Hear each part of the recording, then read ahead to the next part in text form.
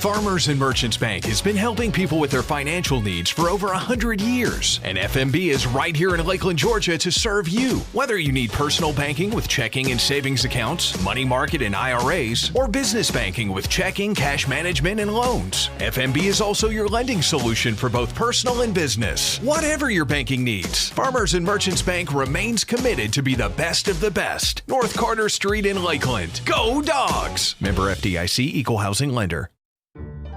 El Carousel is located at 29 West Main Street in Lakeland, Georgia. They have a big dining area for you and your family to come dine in for lunch or supper. Restaurant hours are Monday through Saturday, 11 a.m. to 2 p.m. for lunch, and 5 p.m. to 10 p.m. for supper. Orders are available for pickup by calling in your order at 229-482-1122. Go check out El Carousel on Main Street in Lakeland the next time you're in town.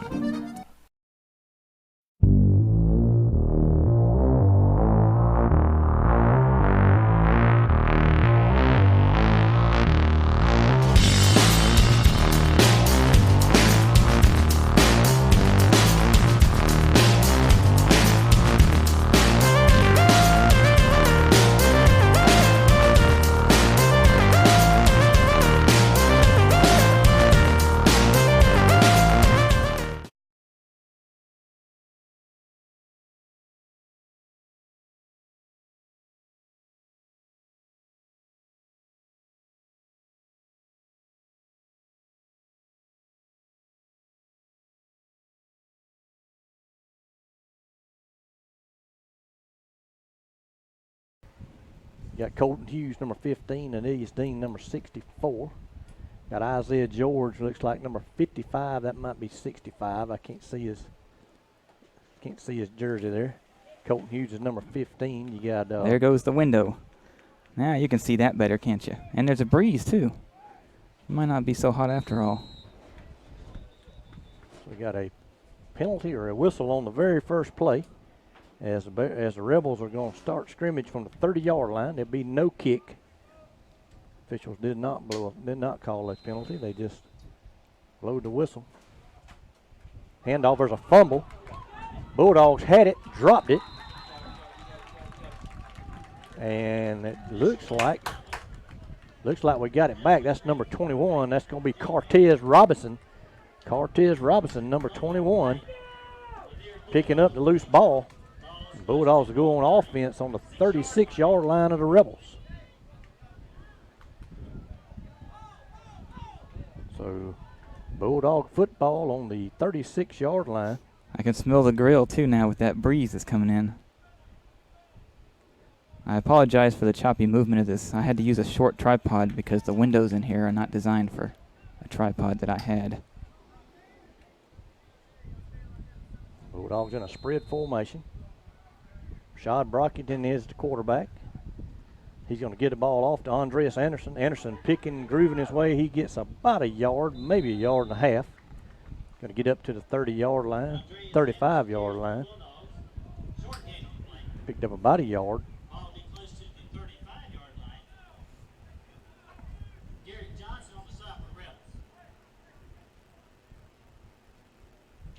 So second down and 9. And Bulldogs going to break the huddle.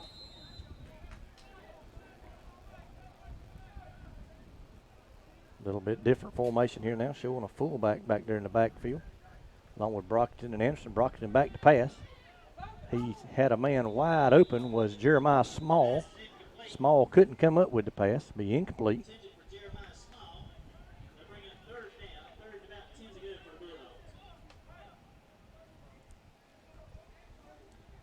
Third down and 9 from the Rebel 35-yard line. Bulldogs with excellent field position after getting the fumble on the very first play from the Rebels.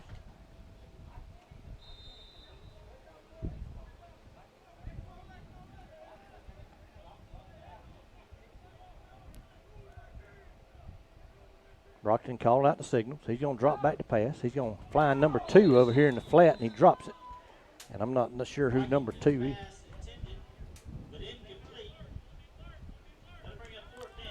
So it'll be fourth down and 9. Still from the Rebels 35. see who number 2 is. That's Kish Wright, wide receiver. I believe Kish moved over. He's a sophomore. I believe he moved over from the Valdosta Wildcats.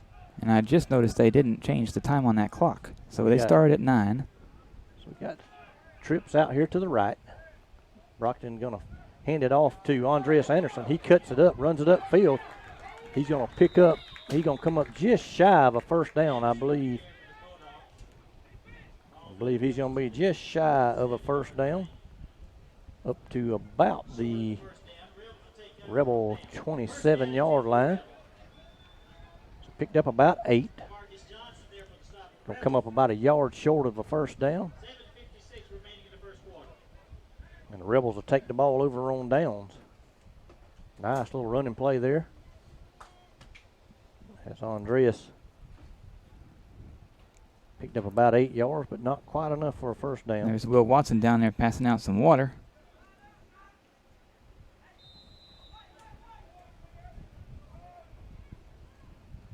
Rebels with a different quarterback in this time. Number 9 in the backfield. 15 started the ball game. Penalty flag on the play. See what the officials say. We got offsides on the defense. So that'll give the Rebels a short, some short yardage to gain for. They'll move the ball up to about the 32.5-yard line. They'll need 5 yards now for a first down rather than 10. Like I said, number 9 under center now for the Rebels. Number 15 started the ball game. Never did get a roster for the Rebels. I sent them over our roster. They never did return the favor. 9's going to keep the ball. He's met by Cortez Robinson, and he's going to lose a yard. Cortez Robinson in the backfield with a big, big stop there.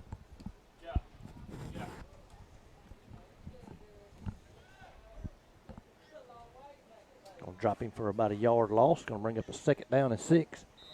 Clint Brown has made his way into the booth. Clint, how you doing? Man, about out of breath. I had to walk a mile to get up here, Keith. So. I hear you. I tried to text you and let you know that we were parking on the visitor side. I got you.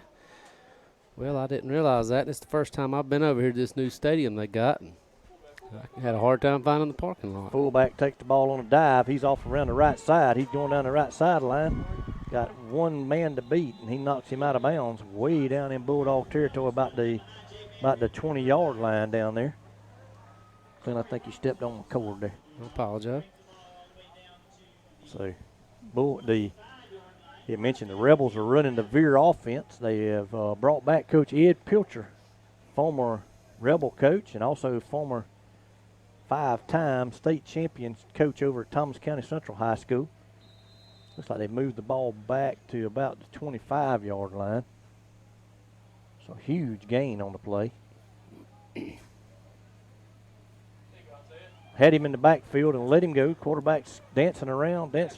Somebody's finally going to get their paws on him. Number 9, I think that is Xavier Ryan. We'll learn all these numbers. That's Xavier Ryan finally comes up with a stop, but not before he gained several yards there. That last play went for 44 yards and a first down. About 2 yards on that last play. 2nd down and 8. Ball inside the 25-yard line down to about the 23. Rebels line up split backfield. Gonna hand it off to that fullback again, number 1. Ball taken from him. Sure was. And number 16 just stripped it from him. That's the 2nd turnover of the ball game already. Torrey Robertson, senior defensive back, just take that ball away. Said, how about let me have it? What a play by the senior there. Keith, you said 2nd turnover of the game. I just got here. Berrien start with the ball first, and we get a turnover? We did on the very first play. Berrien fumbled the ball down here on the 30-yard line.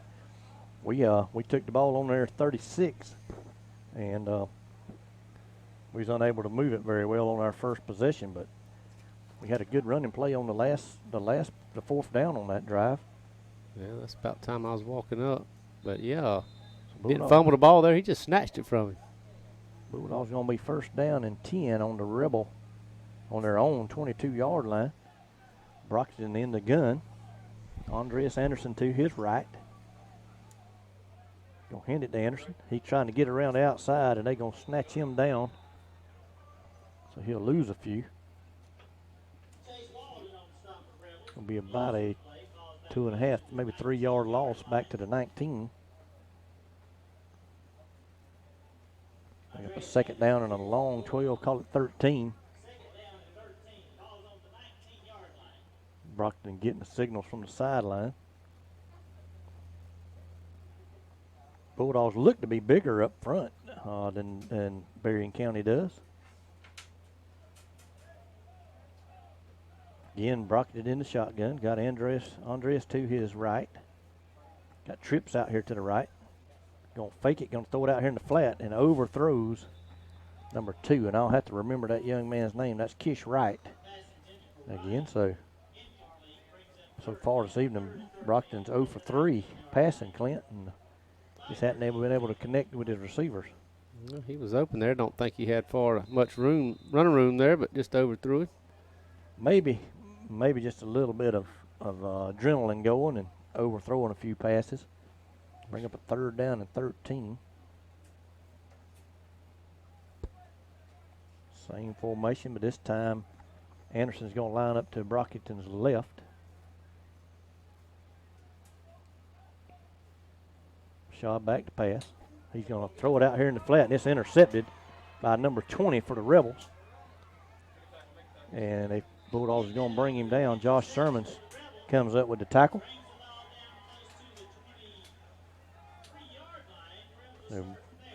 Brockton trying to find Colton Hughes out there, and Rebels stepped in front of it and picked it off. So the Rebels have their third offensive possession of the night. Every possession's been a turnover thus far, hasn't it? So far, for both squads. We turned it over on downs. Yep. And they've had a couple of fumbles, and we've had an interception so far. See where that ball's located at. It's going to be on about the 23-yard line, so right back where they had it before they lost it, 15 back in the game at quarterback. He's going to give it up to that dive back who just rumbles ahead for a first down. Be a first down and goal down about the 6-yard line. Down close to the 7-yard line, first down and goal. First down and goal, another 16-yard gain there for the Rebels. 4 minutes, 45 seconds to go here in quarter number 1.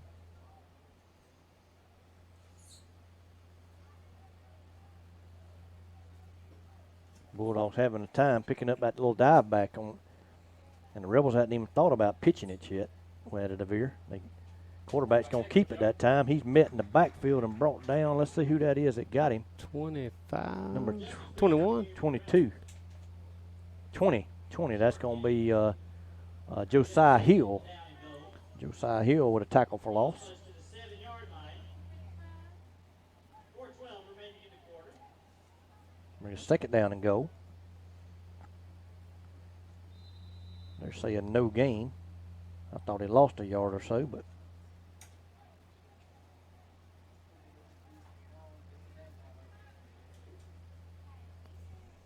Rebels with that split back veer. 2 receivers out to the right. Quarterback under center. He fakes it to the dive. He's going to throw it wide open in the end zone. Touchdown, Berrien County. Touchdown to Hankerson for the Rebels. 7-yard touchdown pass. Going to put the Rebels on the scoreboard first with 3:45 to go in quarter number 1. Octavius Hankerson on the reception. 3:45 remaining in the quarter. Number 10 going to come in, try to point after. Usually these are Not contested. not contested, uncontested downs. Let's see, Aeneas Dean looks a little shaken up on the sideline there. He's limping down the sideline there. Terrible snap, but he can walk over there and get it. And he kicks it up and through the uprights. 7-0 Berrien. 3:45 remaining in the first quarter. So the Bulldogs should get the ball down on their own 30 for their third possession of the night.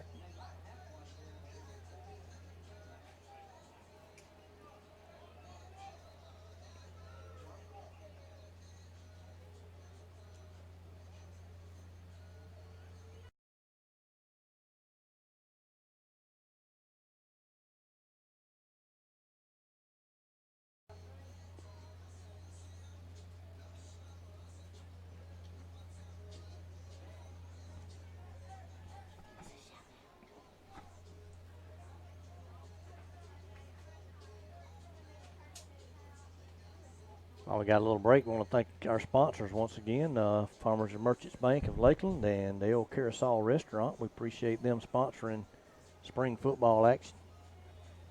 Bulldogs going to start their third possession up on their 30-yard line. They trail, they're down 7-0.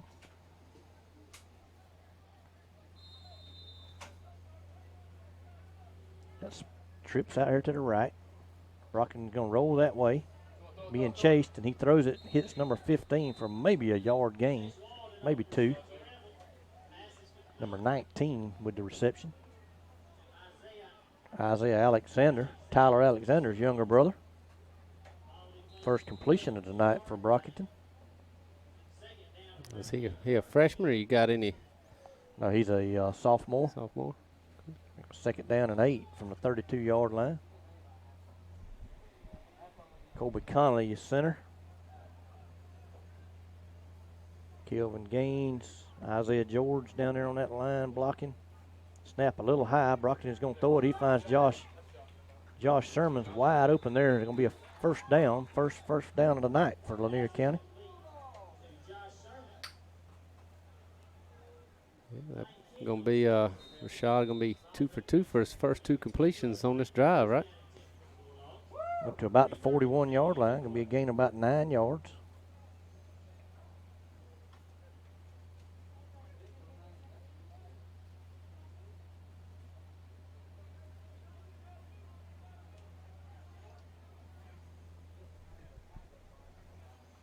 Twins on this on each side.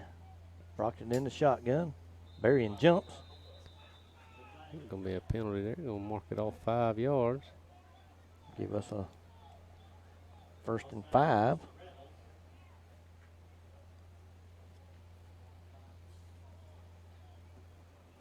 For an air-conditioned press box, this is about the hottest one I've ever been in. Can agree with you there, Keith.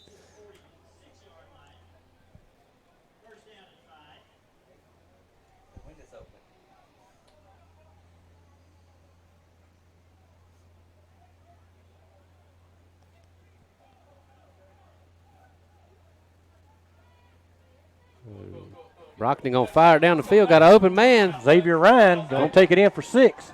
Touchdown Bulldogs. So after Rashad was 0 for on completions to started out 0 for 3. He's completed his last 3. That one's going to go for 54 yards and a touchdown to Xavier Ryan with 2 minutes 41 seconds to go in the first quarter. Nice throw and catch there by the. And we're going to see as the freshman kicker is going to come in and see can he kick the extra point. Who's kicking the ball for us, Keith?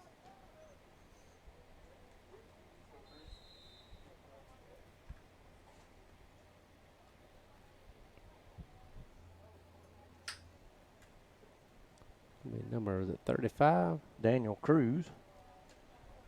He kicking them, hitting the crossbar. Yeah, same as he done down there a while ago, warming up. 7-6, kicks no good. So Berrien to keep the lead, 7-6. And Berrien to get the ball on their own 30-yard line.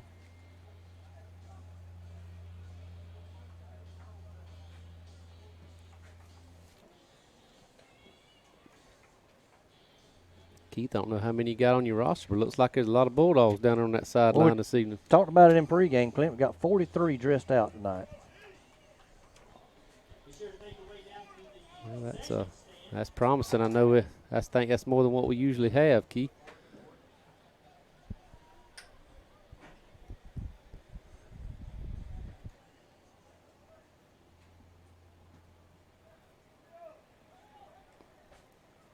So Barron's going to take it on the 30-yard line.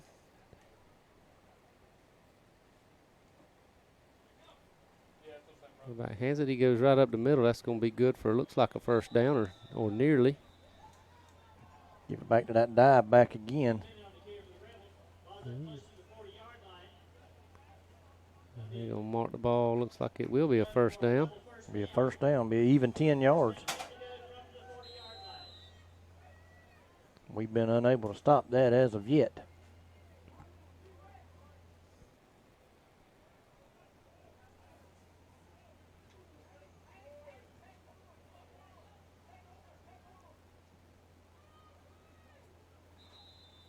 Got a false start penalty on the play. False start on the offense. That'll back them up 5, make it a first down and 15.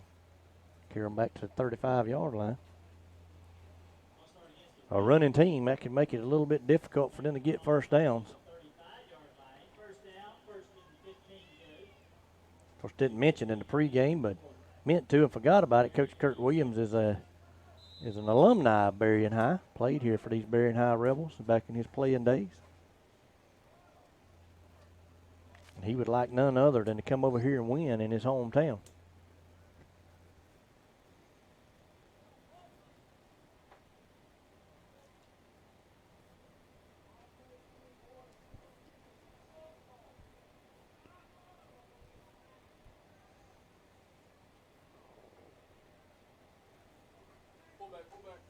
Fullback again, going to gain about 8 yards.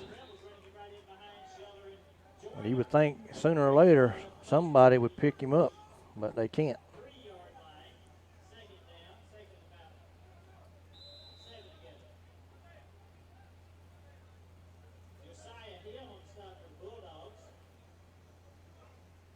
And Josiah Hill makes the tackle there. Problem is, Josiah's a linebacker, and he should be meeting that fullback in the hole instead of tackling him 8 yards downfield.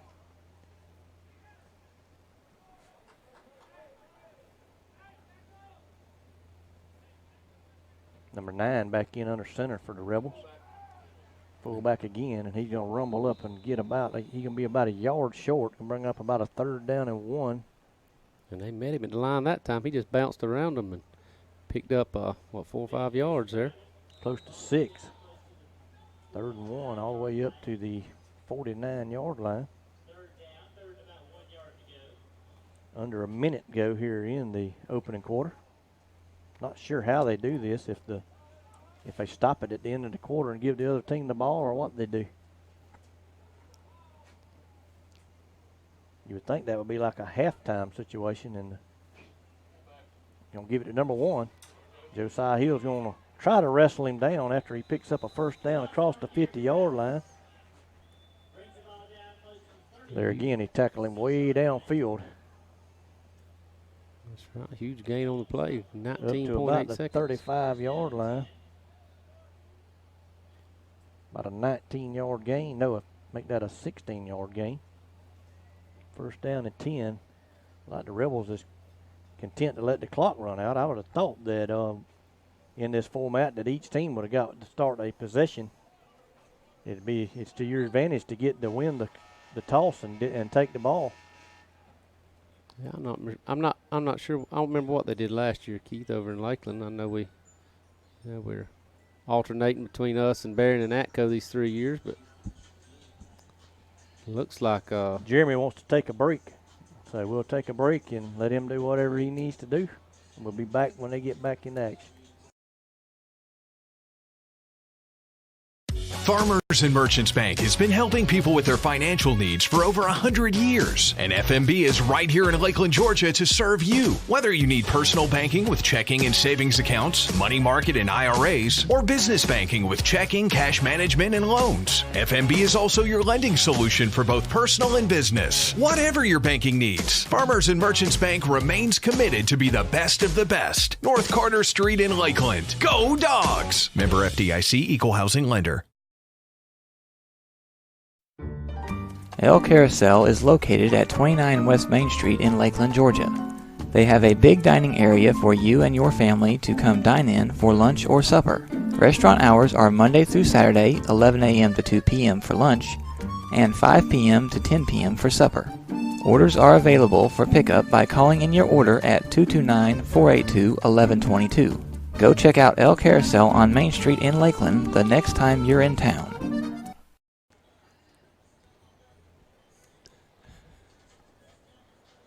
All right, we back. Jeremy got his commercials in. He's happy.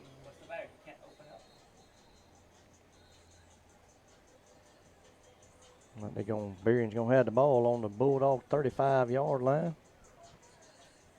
Really don't understand the setup of these things. You play 2 quarters, but if you get the ball first, it's gonna give you a huge advantage, because other than like at halftime, the opposing team would get the ball to start the second half. But only playing 2 quarters, Berrien's gonna get the ball to start both quarters. This time they're gonna get the ball on the Bulldogs 35-yard line. Well, did they have a coin toss, Keith, to see who got the ball first? Or I was talking on here and I really didn't pay it any attention, and we may play another quarter besides, I don't know, they play a 9-minute quarters too, so that guy on the other side moved. Quarterback's going to keep it. He's probably going to go in and score. Yeah, he runs right over everybody. Yeah, I think 35-yard touchdown. He had everybody fooled, including me. I thought the running back had the ball there. So we're at 8:51 in the second quarter, and Berrien's going to go up 13-6 with the extra point pending.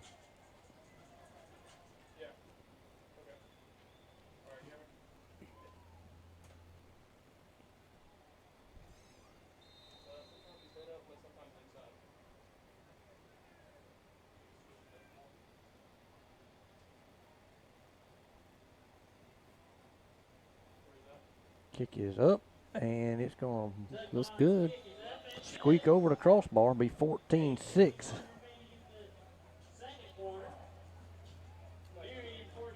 Well, let's see if, Keith, we can respond like we did on that last possession after they scored. We went about 4 plays and scored. So maybe we can have that same kind of luck here. That long touchdown catch by Zarius Ryan.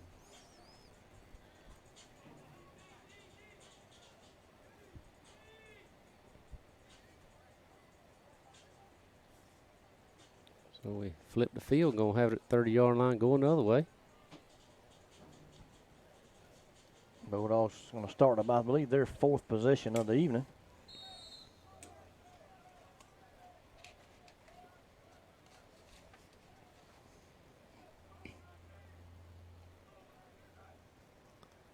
Gonna hand it off and Nowhere to go. Yep. Jeremiah Smalls with the football, and he's wrestled down for about a 3-yard loss.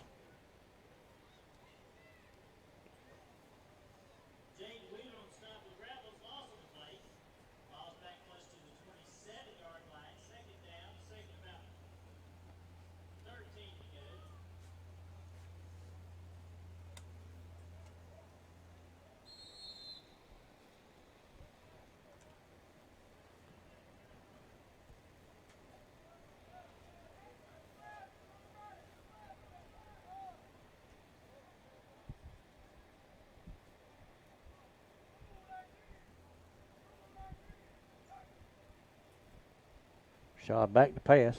He's under pressure. He's going to be hit and brought down. He's sacked for about 2-yard loss. Going to bring up a 3rd down and about 15, maybe 16.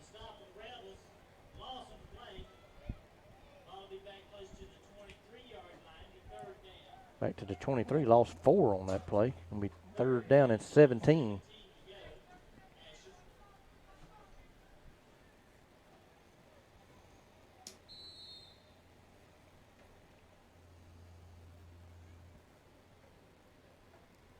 .25 to go in the second period. 3rd down and a long 17 yards. Xavier Ryan and Alexander are over here to the left. Josh Sermon, and I can't see the number, out to the right. Alexander in motion. Brockton back to pass. Throw it out there to Alexander. He's brought down. Maybe got a small gain on might the have play. got 2.5, 3 yards. It'll be 4th down, and what about 12? Got about 3 yards.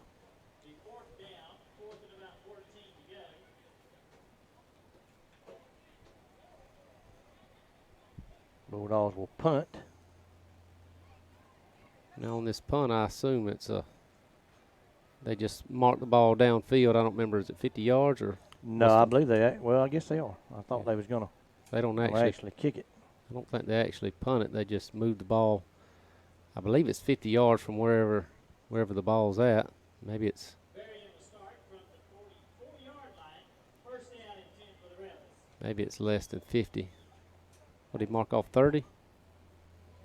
Went from the 26 up to the cross midfield. That'd be 24, 29, 30 yards. Yep. It's hard for me to tell. They ain't got the numbers marked out. No, there. they don't have the hashes or nothing. Right. So it's real hard to tell. Berrien with a 14-6 lead, looking to add to it with good field position here. They're on their own 44-yard line, starting their 5th possession of the evening. They fumbled the ball a couple of times. One time down there deep inside of Lanier County territory. They in that split back veer. Quarterback back to pass. He's going to throw it. And it is intercepted. Picked off by Sharif Bacon. I believe it was tipped by Colton Hughes. They tried to throw it to number 61. No, Colton wasn't even in the area. Number 61 tipped it. It went through his hands, and Sharif Bacon picked it up. It looked like it was tipped by one of our guys there. I thought it was Colton. I seen him over there celebrating right afterwards. So. 61, it just went through the receiver's hand. He was trying to play tight end. I guess he checked in as an eligible receiver. So 3 turnovers there. 3rd turnover tonight for Berrien County, or they may have a much larger lead than what they already have. They've had excellent field position throughout the ball game. Bulldogs first down and 10 on their own 45-yard line.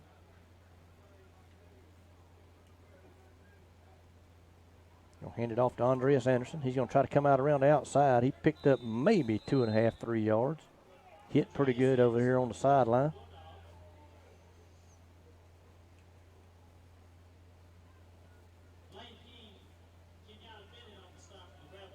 Bring up a 2nd down and 7. Anderson with a 3-yard gain. Second about 7 yards to go.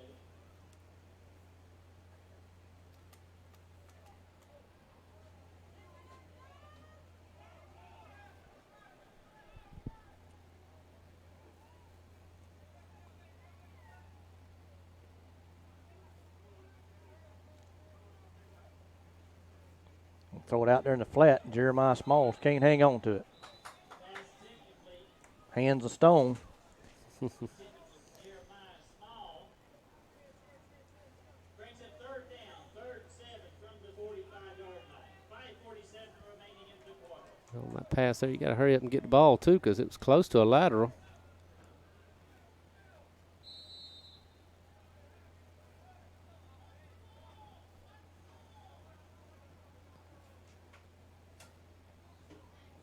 We got 3rd and about 7.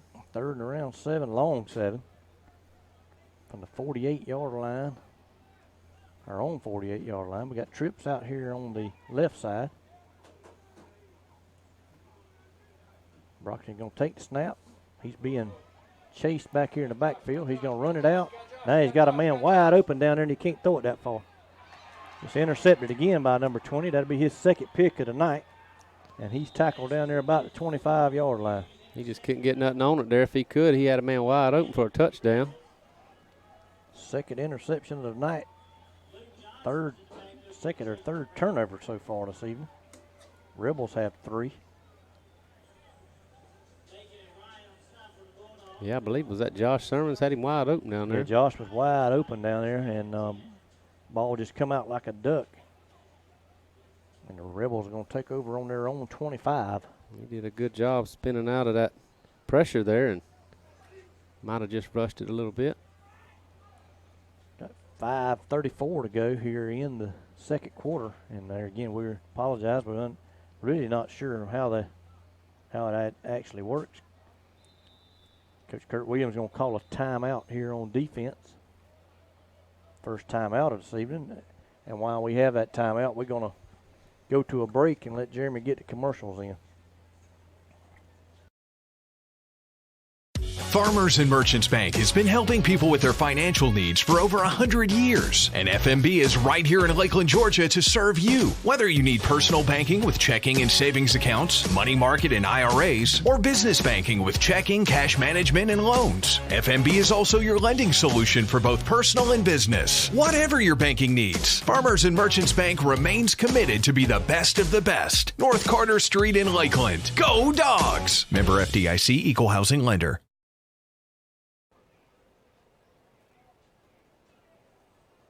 All right, we back here at Raymond Jones Memorial Stadium in Nashville.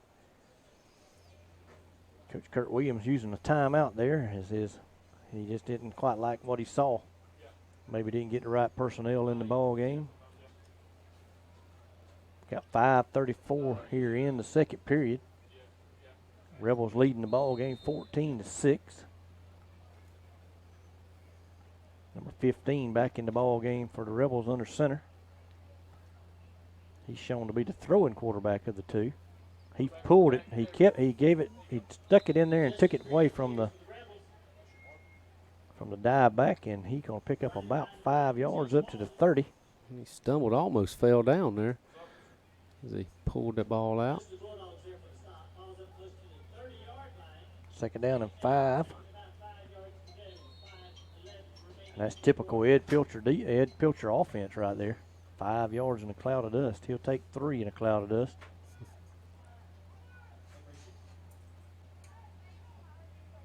He'll lull you to sleep, and then he'll hit you with a pass play when you're not thinking about it. That's about the only time he throws it.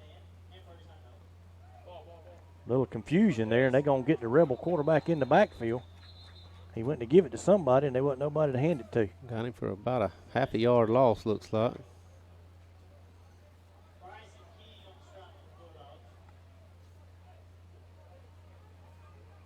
That was number 21, Cortez Robinson.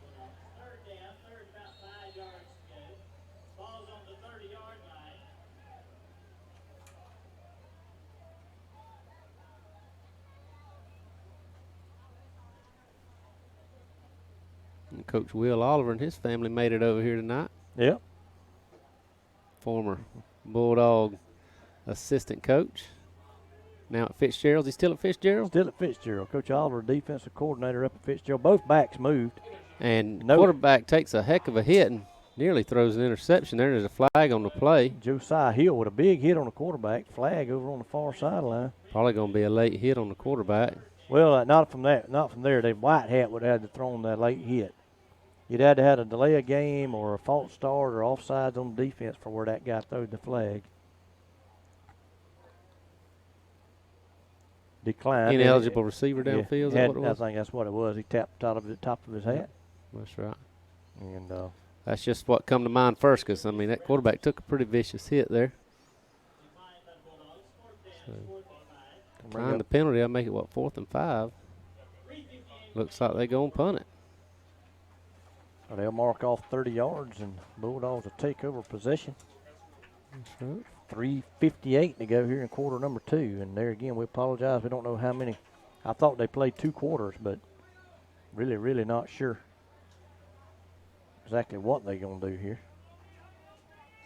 We'll have a first down and 10. Well, it looks like they're playing 2 9-minute quarters to me, Keith. Well, that's what I'm saying. I thought they'd play 2 12s, but they played a 9 and a 9. I don't know if they'll play another 9 or. Oh, I got you. I know last year they played 2 quarters, but I can't remember if they were full-length quarters or. I don't either, and I did. All I got was who played who and when. I didn't get times and rules and that. They call and make these rules along as they go. Looks like we're gonna have the ball on the 40-yard line. Not quite back to where we was at before, but we're gonna be on the 40-yard line. Lined up in an I. They're going to blow it dead here. White Hat wasn't even in the backfield. So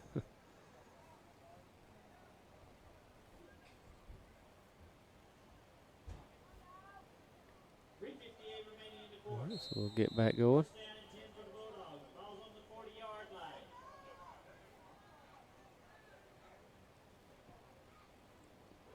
Anderson with the ball, trying to dance around Made a little bit of something out of nothing there. Yeah, he got hit, 2 or 3 yards in the backfield, wound up getting maybe a yard and a half or two.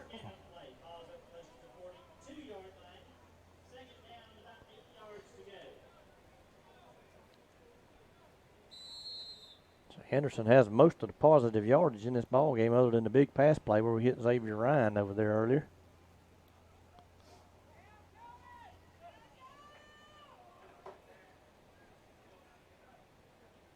Shaw gonna pitch it, nearly dropped it. Almost throwed it over Andreas' head. He gets a couple more. He's going to get up about the 24-yard line. How many yards did that pass to Ryan go for earlier, Keith? I don't know if I even wrote it down. I think it went for 54 yards. Yep, 54 yards. Third down and about 6. We'll make it a long 6, or a short 6, rather. Ball just outside of the 45-yard line.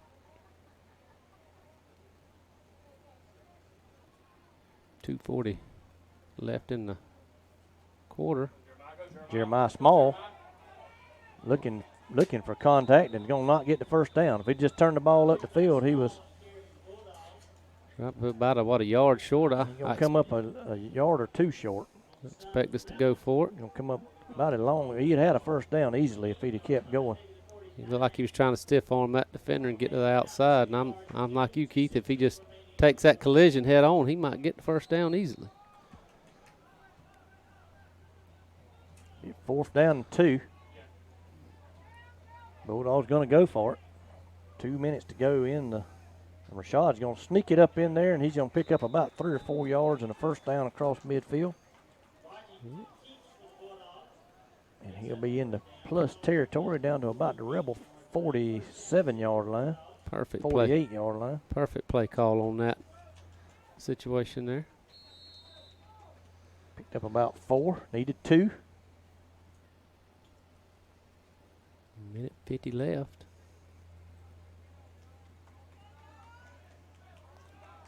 In this 90-something degree heat, it's hot to be playing football today. Shaw's gonna throw Out there in the flat, looks like he's got. Oh, shifty little move there, and gonna be good for a first down. Well, it looks like it's gonna be about a 13-yard gain.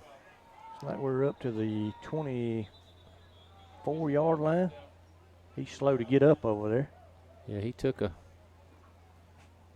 pretty good hit there. He about body slammed him there on the sideline when they tackled him. Probably out of breath. See where they marked the ball at. Looks like it's going to be right on the 35, I believe. About Keith. the 24-yard line. No, the 34-yard line. Yep, that's right, 34. First down at 10. They gained, let's see, that'd be 18 yards on that play. Minute 30 to go. Ball was caught by number 2. I'm going to remember his name before the season gets over with. He gets up on his own power and walks off. He's Kish Wright. Seems to be okay. Probably knocked the breath out of him. He got body slammed over there on that tackle. He did. I remember playing right here several years ago, and we picked their quarterback up and threw him like that, and they gave them a first down and goal. We would have won the ball game. And Coach Daniel McFarland asked the white hat, said, "Sir, what was the issue?" He said, "He tackled him too hard." We'll have to keep that in mind next time. I guess you're not supposed to tackle too hard. Yeah. It cost us a ball game. They went in and scored. We was leading the ball game, and that sack would have ended it because we would have kneeled it and run the timeout. You can't let the game get decided on something like that. But I know Rashad, bless his heart, he took a lot of tackles like that last year. He's fitting to get another one right there. And he's hit as he's thrown, and fortunately that wasn't picked off or fumbled.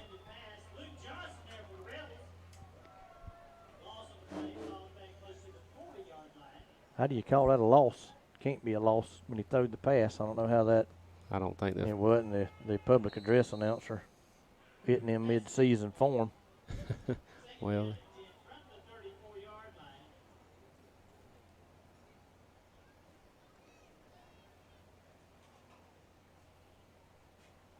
So Bulldogs have the ball with about a minute 24 left. I assume this will end it with the Rebels as the Atco Rebels are lined up down there ready to take the field, looks like. Brockton out in the flat. He's got Xavier Ryan. Another. They bring him to the ground. He might have gained 5, 6 maybe. Long throw, but only 6 yards. About a 20-yard throw and catch, but only a 6-yard gain. Clock continues to run. Ball up to the 27, be a 7-yard play. They'll be using them timeouts. Under a minute left. It's easy to believe that maybe we think there's some more time to go, but who knows? We got 2 timeouts left. Shaw's going to scramble and maybe gets back to the line of scrimmage. And get a timeout, and they still ain't stopped the clock. Coach Williams called a timeout with 48 seconds, and they let 6 run off.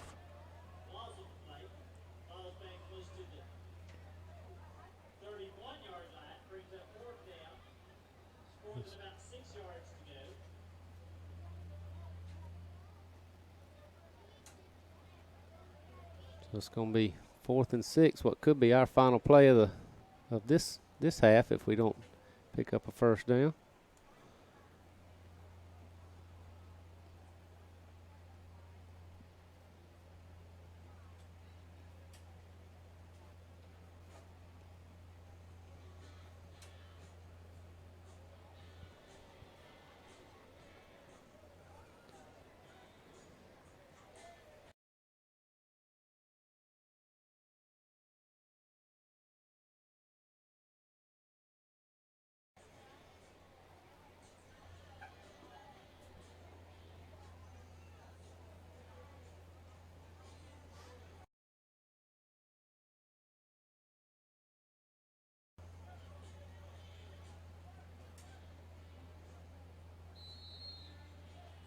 So at a timeout, Bulldogs have the football. 4th down and 6 from the 31. Shaw's going to roll out and throw it downfield, and he's got a man wide open. That's going to be Xavier Xavier Ryan Ryan for for 6. touchdown. Good timeout, Coach. Made good use of that. Bulldogs could tie it here with a 2-point conversion. I assume he'll go for 2. Be a 31-yard pitch and catch for a touchdown. 35 seconds to go. We got to go for 2.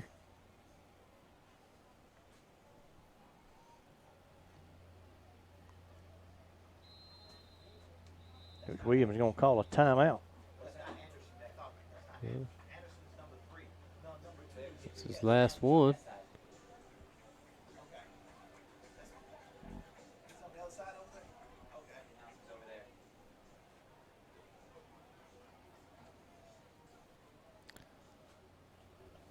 So Keith, maybe exciting inning in this one here, but really we should have the lead. We missed a wide open Josh Sermons earlier on that one play where Rashad got under pressure, and pretty good showing so far for the Bulldogs tonight. That's right. Down 14-12, 35.8 seconds to go. We need 2 points to tie it. Or Berrien will take a knee and win this first 2 quarters of football.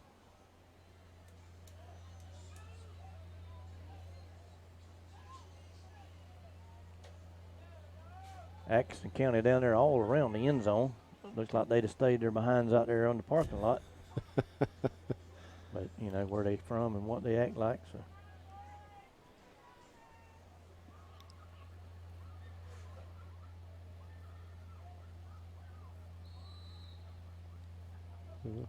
Running out of the I formation. Well, we shift there, and Rashad's going to roll out and throw it, and got a man wide open. 2-point conversion caught by Colton Hughes to tie it up. So now Marion County have a chance to come back with 30.9 seconds.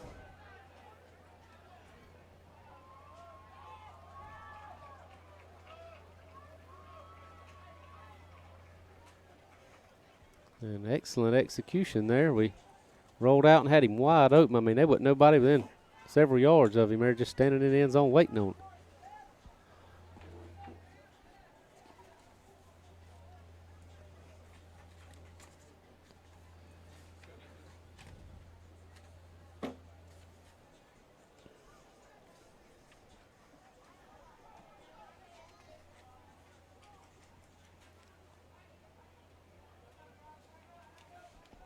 We'll see what Berrien does here. We need to put a safety deep. I don't know what we're thinking about. But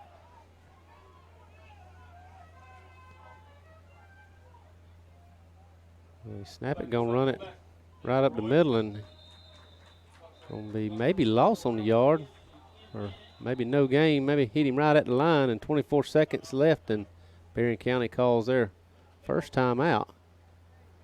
probably what they were doing there, Clint, they was going to try to see if they could slip one in on us and get it maybe up to midfield and give themselves a chance to throw one into the end zone. That's right. It's a good ball game here, Keith. Well, we're going to take a break. There's 24 seconds left in the ball game. The 30-second timeout. El Carousel is located at 29 West Main Street in Lakeland, Georgia. They have a big dining area for you and your family to come dine in for lunch or supper. Restaurant hours are Monday through Saturday, 11 a.m. to 2 p.m. for lunch, and 5 p.m. to 10 p.m. for supper. Orders are available for pickup by calling in your order at 229-482-1122. Go check out El Carousel on Main Street in Lakeland the next time you're in town. Keith, we back here with 24 seconds left. Berrien County with the ball. Going to be 2nd and 10 with a chance to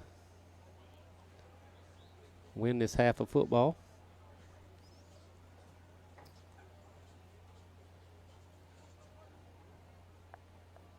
Still not sure why we don't have a safety deeper than what we got. We got our safeties not even 10 yards off the ball, just right at 10 yards off the ball.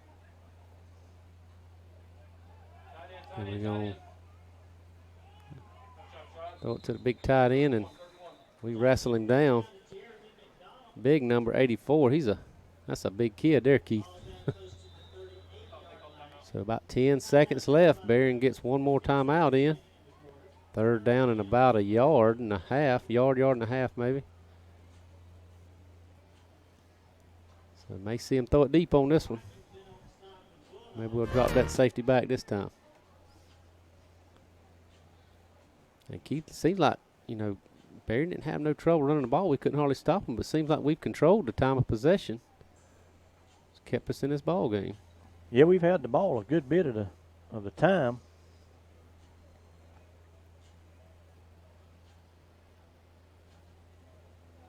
And I think that's the difference in a lot of ball games last year. Seems like we had a lot of pass plays and limited our time of possession, but here we ran the ball a good bit.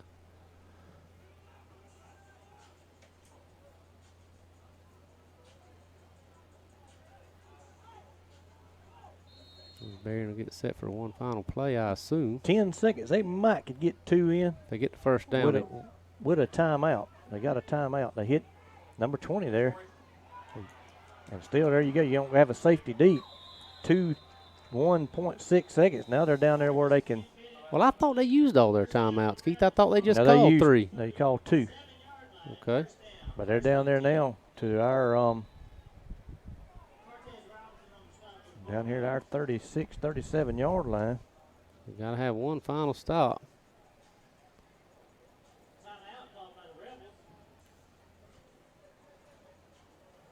So that play went for 12 and 25-yard pass play there for a first down.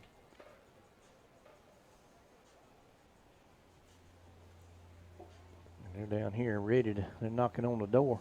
Well, they got it about the 37-yard line, close enough that you can throw one into the end zone. Or let's see, that would be a 37. That'd be too far to kick it. Yeah, it'd be 54 yards if they kicked it from here. Yeah, I was thinking about that too, but I thought it was a little too far. Now, a couple of years ago, we had a guy that kick it that far. Yeah. Well, last spring we had a guy that could kick it that far. Yep. Because he did against Atco in the spring game, but went back home and didn't return for the season last year. I know in the regular season, he kicked one about 48 yards against Atco? Kicked one for 53 yards. I don't even remember who it was against, but the school record he now owns at 53 yards. We kicked one against Atco that I thought was about 48, but Atco snaps it and going to throw it deep. Got a man down there. Caught. Touchdown, Rebels. Good gracious. And Berrien County's going to win the football game 20-14. on a 37-yard touchdown pass. Wow. And that's why you play a safety deep.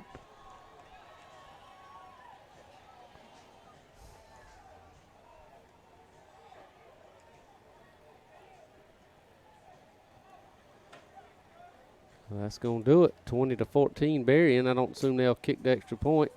Would be no need for that. That's right. And, They'll take on Atco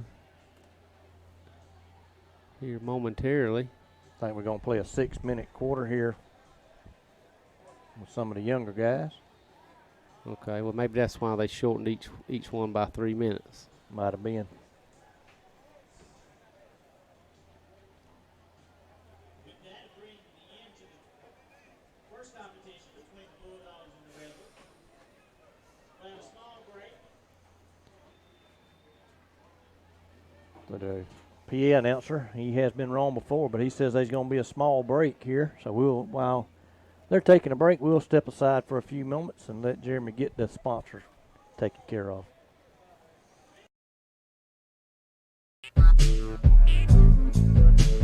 Oh, there's a good drive. There's a good drive. Is it going to drop? It's down. It's down in the sphere.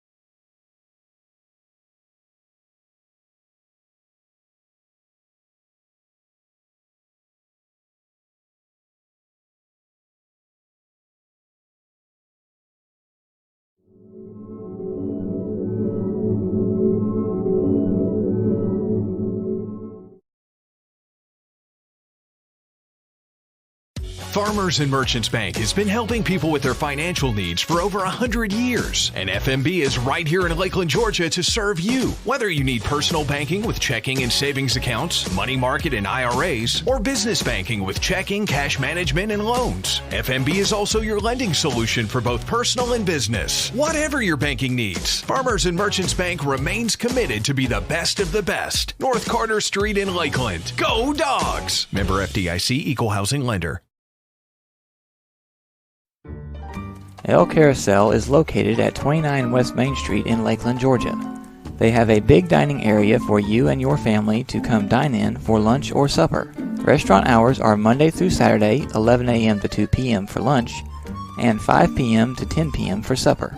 Orders are available for pickup by calling in your order at 229-482-1122. Go check out El Carousel on Main Street in Lakeland the next time you're in town.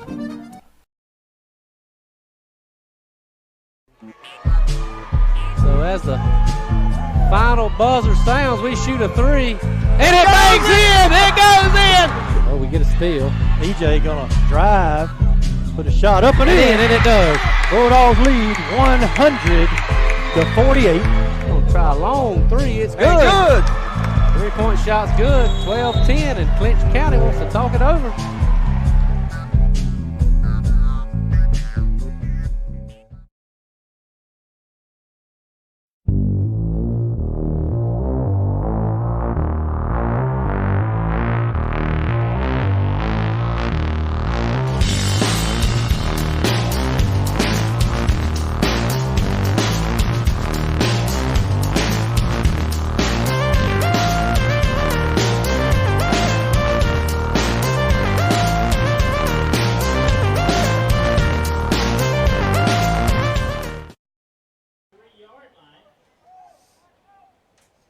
All right, we back here for a 6-minute quarter, I believe, is what they having for the JV squad. Berrien on offense first again. It looks like they took the first play 7 yards, or maybe more than that. They went down to the 3-yard line. They got a first and goal.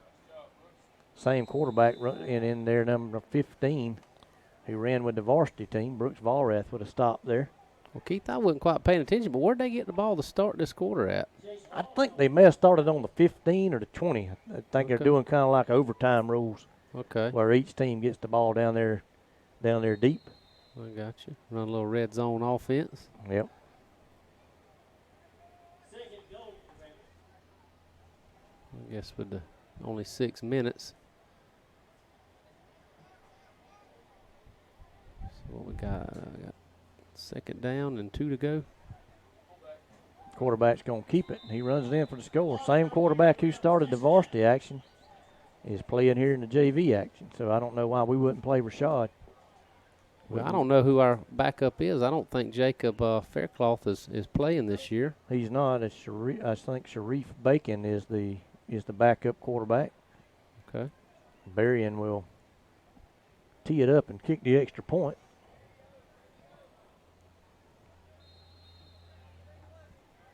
Rashad being a sophomore, he'd be eligible to play. Well, that other guy might have started for him, but that number 9, whoever he is, he took most of the snaps, seems like to me. I think they rotated every other possession. Chris Moline on the kick for the Rebels. Up and good. Well, they're not putting any score on the scoreboard, so it took the Rebels about 33 seconds, and they punched it in. Well, they started with six minutes. They so started with 6, so a minute and 33 seconds, 23. Ball's on about the 15-yard line, so basically, or is that the 20? 15-yard line. Started at the 15-yard line. First down. So it'll be the same offense, sound like overtime rules. And they are going to, they're calling Rashad to get his wristband from him. Yeah, they called him down there. I thought they was fitting to stick him in, but like to see him get some rest.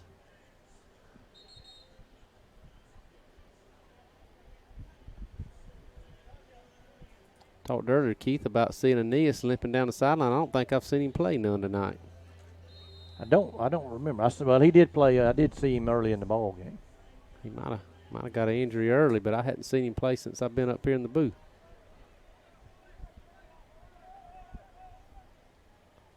So is that indeed Bacon there? That's Sharif Bacon back there in the backfield at quarterback. He's going to take the snap and drops it on the ground and dives on it. I think he had looking downfield before he caught that snap there. I'm sure what he had on his mind there, but I almost wondered if it was a design run. He was looking where he was going to go before he caught the ball.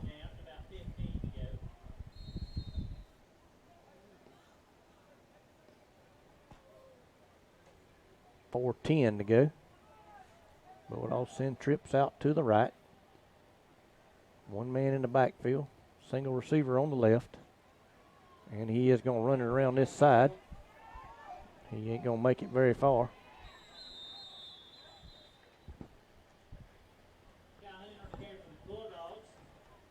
Bring up 3rd down.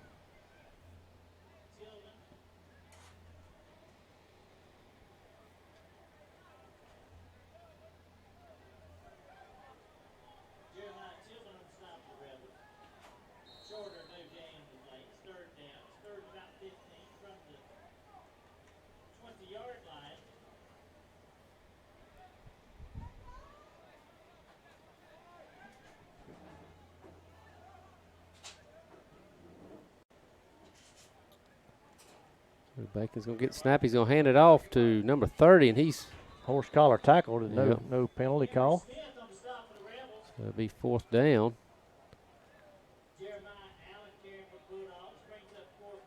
Who did they say 30 was there?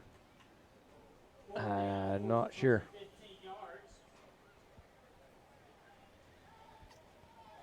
Maybe obvious that you can't throw the ball. I tell you what, that is not Sharif Bacon at quarterback. That is that's going to be the freshman, Jalen Calhoun. Okay. Jalen Calhoun at the quarterback.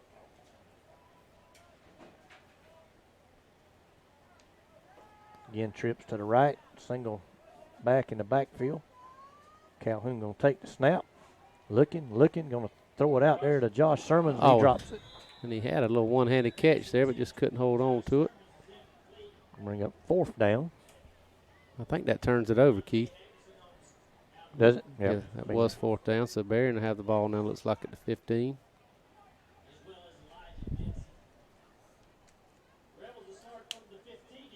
They'll start all over. Rebels will get the ball again with another opportunity to score.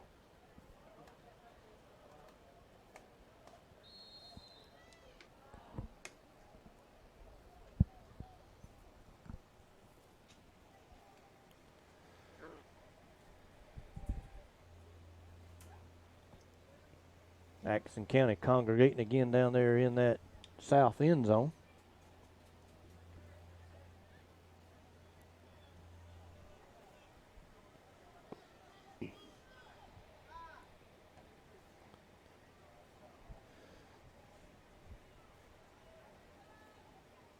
The quarterback keeper, he faked the handoff there. He's still going to, get about 6 on that play?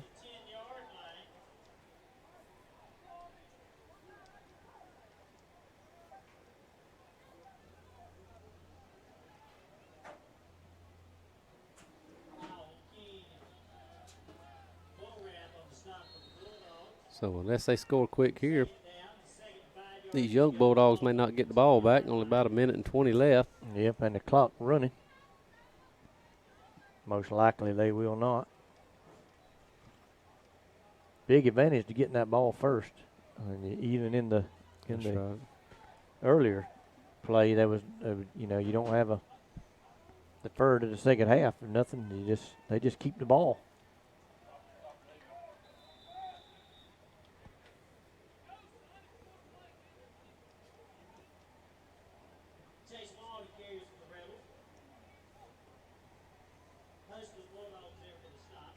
About 43 seconds left. 3rd and 1.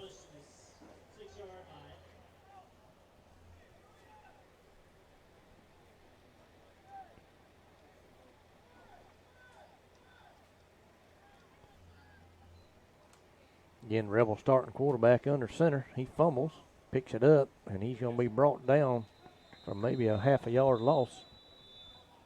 And going to be a timeout call. Timeout call by the Rebels. 4th and 1, 18 seconds left.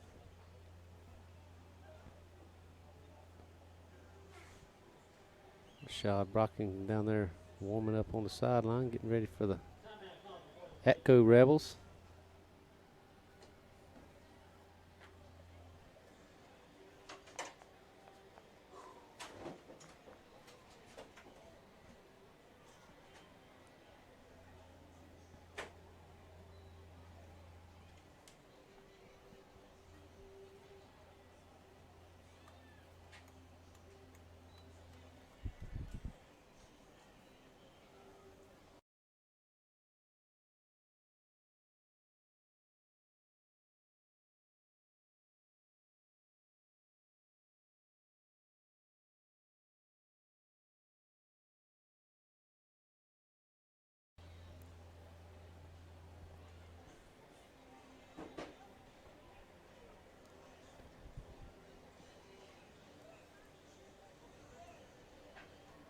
And it looks like Berrien County's going to kick a field goal.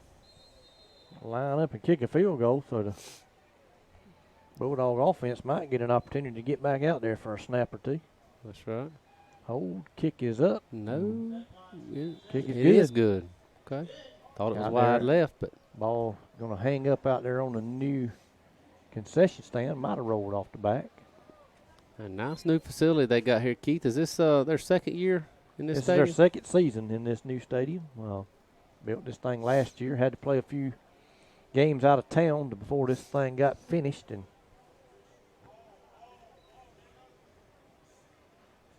they had to move some games to away dates instead of home dates, and might have played 3 or 4 ball games before they ever got to play here at home. But Quilliam Powell Construction over out of Valdosta, they got it finished and got them in here. So the young Bulldogs take the field again for 18 seconds. They might run a couple of plays here, and maybe we can punch one in. And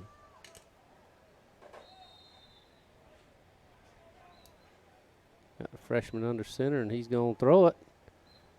And nobody open. He takes off. He has a man wide open down there. Don't see him, but he's going to run it in for a Touchdown. So 8.2 seconds left. Barry's going to get the ball back.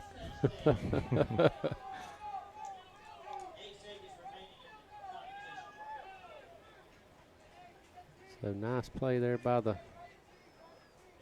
freshman there to roll out, and like you said, he did have a man wide open over there, but able to run that one in.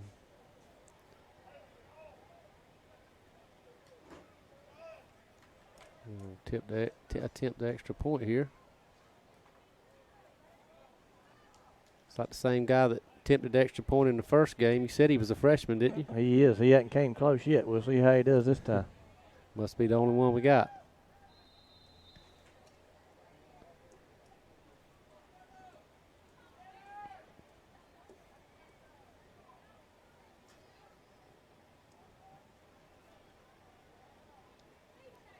Snap it. Kicks up, and that one's good. So 7-3. Bulldogs. It'll be 10-7. That's right. 10-7 Rebels. I forgot they had that touchdown on that earlier possession.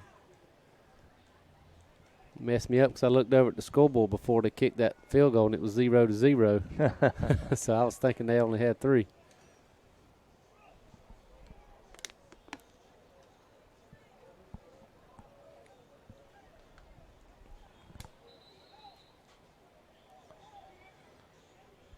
Rebels start on the 15, first and 10 to go. 8 seconds remaining in the competition.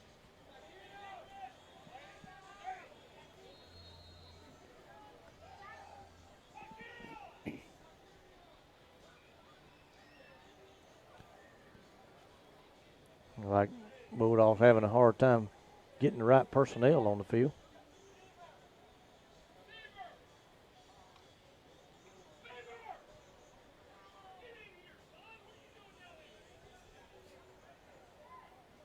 Like Beaver didn't know he's supposed to be in the game, and now you ain't gonna be in the game because you didn't remember you supposed to be playing. We're going to have a timeout. Timeout, Bulldogs.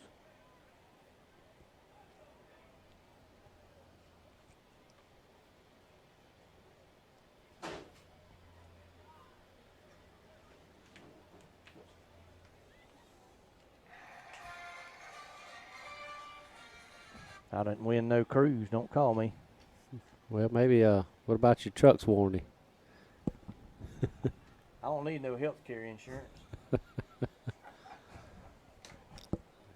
It's either health care insurance or Like your automobile's warranty or read the other day, the only person that calls and checks on me is that man wanting to sell me some auto insurance warranty. That's a recording. Oh, yeah. As soon as I answer the phone and I hear that recording, I just hang up, usually. I have got it where it sounds like a ship's horn, and it says, "This is the captain speaking. We'd like to send you on a cruise." So Barron's going to snap it and hand it off. Running back around the left side, he'll go in for 6. No, I don't know. We might have. We No, knocked they're him going to out. call him down there at the half-inch line. And they run the clock out to 0.1 second. 0.1 second. And he's down there at the half-inch line. Yep. Ethan Bailey on the stop for Bulldogs. So we had a man back there, had a chance to get him down maybe in the backfield, and he just run right around him. Ball will be close enough. Inches. So right on the goal line. They're gonna have one more shot at it here. Probably gonna be a quarterback keeper, I would imagine. Nope. Yeah, he is, and he's going to be wrestled down. Well, when I said quarterback keeper, I really meant quarterback sneak, but gonna be a loss on the play, and that'll end that, and we'll get ready for these Atkinson County Rebels here in just a few minutes.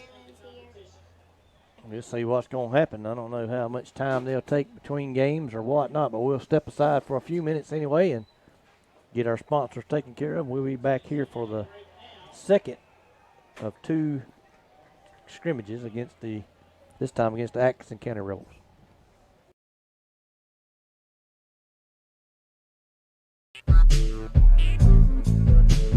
Oh, there's a good drive. There's a good drive. Is it going to drop? Down. It's down in the sphere.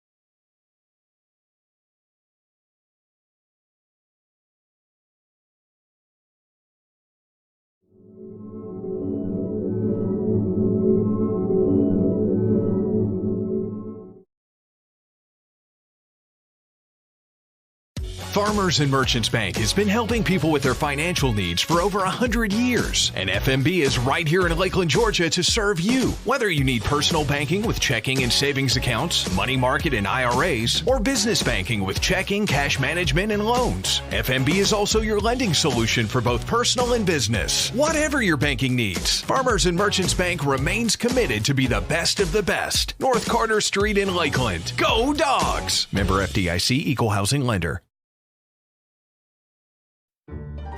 El Carousel is located at 29 West Main Street in Lakeland, Georgia. They have a big dining area for you and your family to come dine in for lunch or supper. Restaurant hours are Monday through Saturday, 11 a.m. to 2 p.m. for lunch, and 5 p.m. to 10 p.m. for supper. Orders are available for pickup by calling in your order at 229-482-1122. Go check out El Carousel on Main Street in Lakeland the next time you're in town.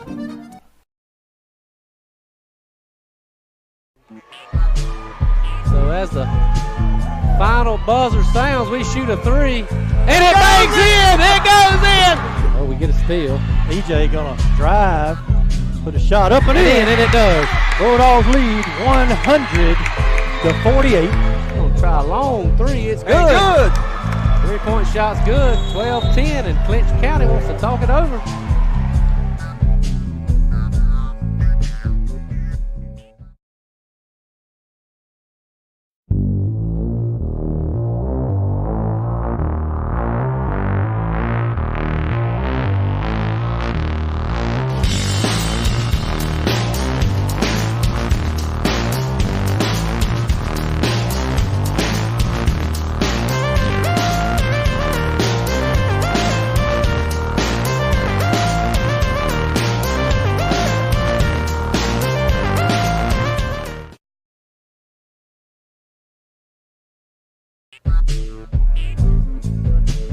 Oh, and there's a good drive. There's a good drive. Is it going to drop? It's down. It's down in the sphere.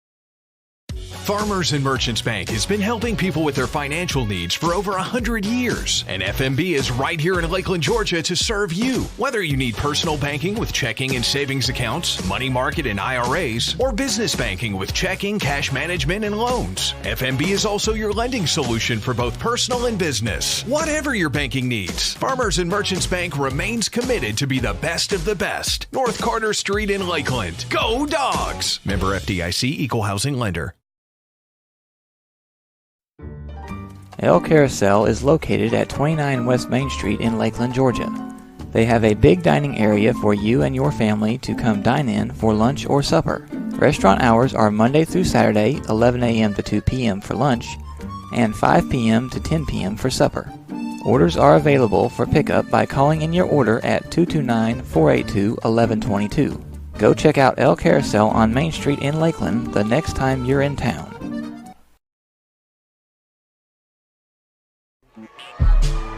So as the final buzzer sounds, we shoot a three, and it bangs in. It goes in. Oh, we get a steal. EJ gonna drive, put a shot up and in, and it does. Bulldogs lead 100-48. Gonna try a long three. It's good. Good. 3-point shot's good. 12-10, and Clinch County wants to talk it over.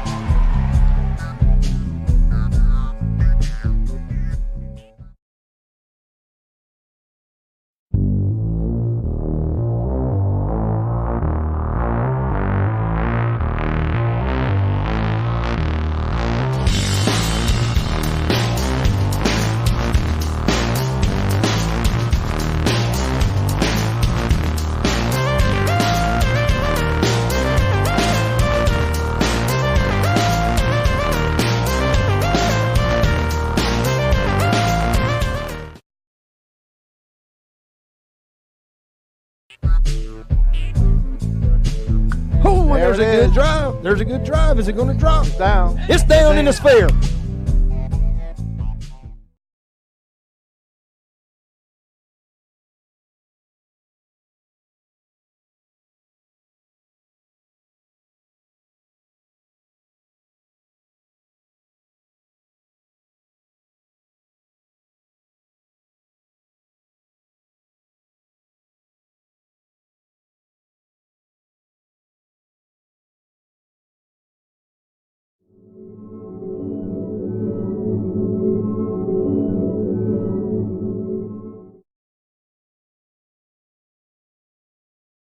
Farmers and Merchants Bank has been helping people with their financial needs for over 100 years. And FMB is right here in Lakeland, Georgia to serve you. Whether you need personal banking with checking and savings accounts, money market and IRAs, or business banking with checking, cash management, and loans, FMB is also your lending solution for both personal and business. Whatever your banking needs, Farmers and Merchants Bank remains committed to be the best of the best. North Carter Street in Lakeland. Go Dogs! Member FDIC, Equal Housing Lender.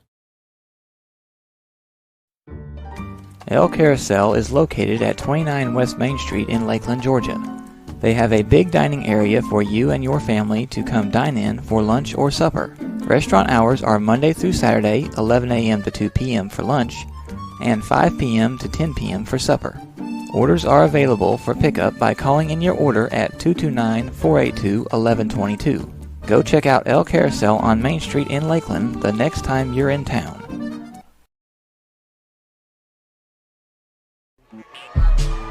So as the final buzzer sounds, we shoot a three, and it bangs in. It goes in. Oh, we get a steal. EJ gonna drive, put a shot up and in, and it does. Bulldogs lead 100-48. Gonna try a long three. It's good. Good. 3-point shot's good. 12-10, and Clinch County wants to talk it over.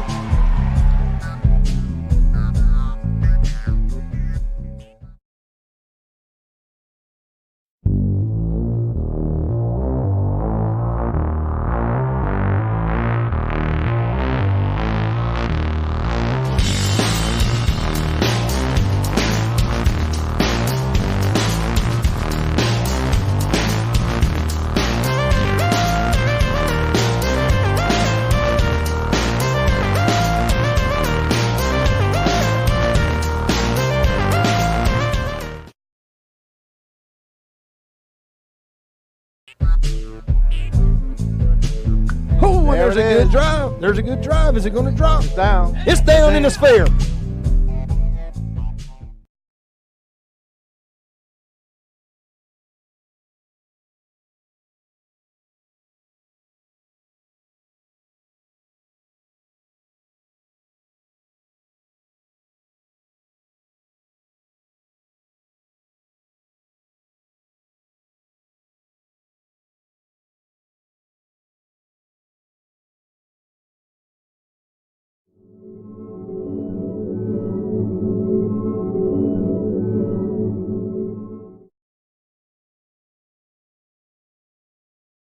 Farmers and Merchants Bank has been helping people with their financial needs for over 100 years. And FMB is right here in Lakeland, Georgia to serve you. Whether you need personal banking with checking and savings accounts, money market and IRAs, or business banking with checking, cash management, and loans, FMB is also your lending solution for both personal and business. Whatever your banking needs, Farmers and Merchants Bank remains committed to be the best of the best. North Carter Street in Lakeland. Go Dogs! Member FDIC, Equal Housing Lender. El Carousel is located at 29 West Main Street in Lakeland, Georgia. They have a big dining area for you and your family to come dine in for lunch or supper. Restaurant hours are Monday through Saturday, 11 a.m. to 2 p.m. for lunch, and 5 p.m. to 10 p.m. for supper. Orders are available for pickup by calling in your order at 229-482-1122. Go check out El Carousel on Main Street in Lakeland the next time you're in town.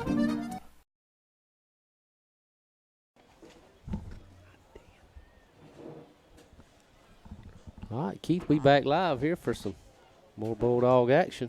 Yeah, gonna go take on this other set of Rebels from Atkinson County. If you're just joining us, our Bulldogs lost on the last play from scrimmage to the Berrien Rebels, 20-14. We scored late in the ball game, tied it up on a 2-point conversion. Berrien drove down the field with less than a minute to go and scored as time expired on a long touchdown pass over in the left corner of the north end zone.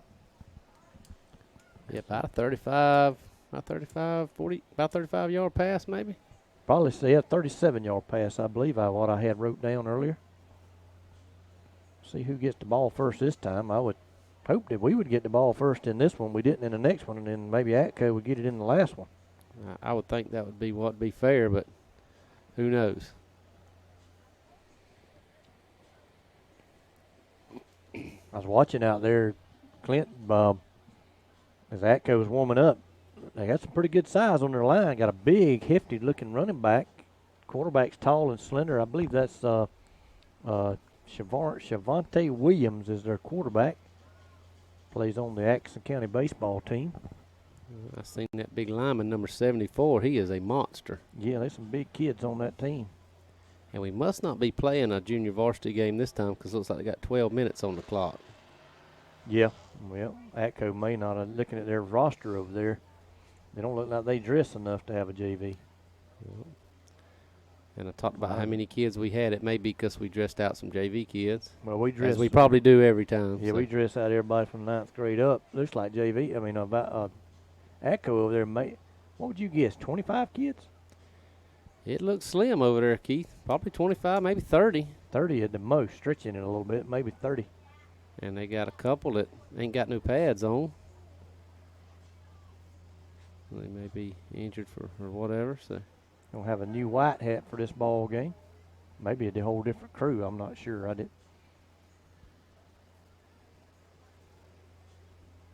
That's Coach Kurt Williams. If I didn't get the ball right here to start this one, I don't believe I would ever do this again. I believe I'd be done with it. They're gonna flip a coin. They are. If each team don't have an opportunity to get the ball first, start the ball game with the way these rules are, just don't believe. Well, it looks like we're picking which way we want to go, so I'm assuming we lost. I assume we did. I just don't believe I'd do this anymore. I believe I'd quit with this, either play 2 fall scrimmages or pick up somebody else to play in the fall. Well, either way, we locked in, I believe, for one more year. Got to go over to Pearson next year.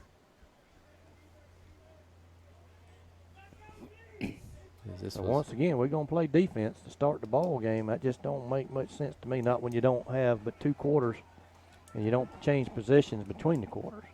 That's right.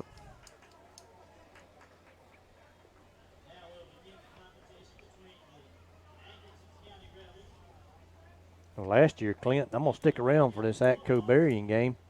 Last year over in Lakeland, those 2 teams tied up and fought. Yeah, me and Jeremy was talking about that between. I would have loved to have saw about half of each team get ejected and not be able to start the season. Would they do that with it being just a spring game? Atco can't afford to meet. Yes, sir. It's Georgia. It's under GHSA regulation. Anytime you on that field.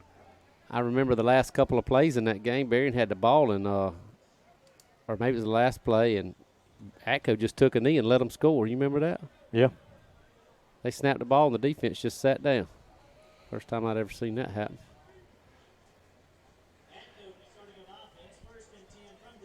So Atco with the ball. Sun's going to come back out from behind the clouds and shine right in her eyes. Atco in an I formation. They're going to fake the handoff. And he's going to be hitting Cortez the back. had him for a loss and let him go. Mm. And he's going to pick up he gave minimal gain. He picked up a yard, I think. Minimal gain there, but Cortez had him in the backfield. Man. He sure did. Quarterback, he didn't look too quick there, Keith. Pick up about 2. Going to bring up 2nd down and 8.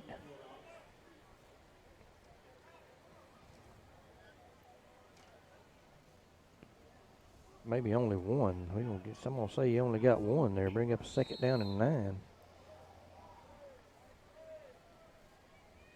Still in that eye. They're going to give it this time to the tail. And Number big 4 hit runs there. up and hits him. Still manages to get some yards after the tackle there. Colton Hughes in on the stop. Bring up a 3rd down and about 2.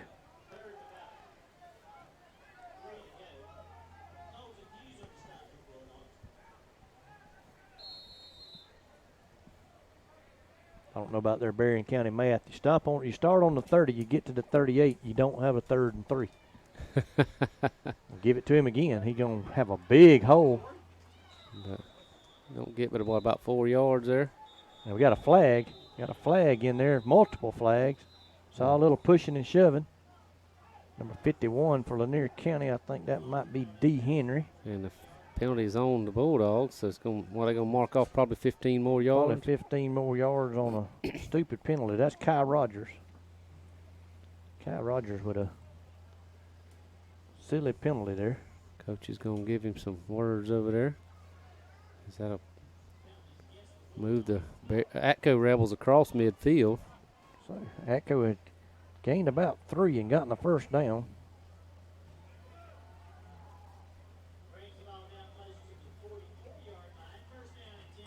And put the ball on our 44. First down and 10. First down for the Rebels. They lined up in the with an eye in the backfield. 2 men split wide to the right, one down here on the bottom on the left. Penalty flag still laying back here in the backfield. Got 2 white hats out there now.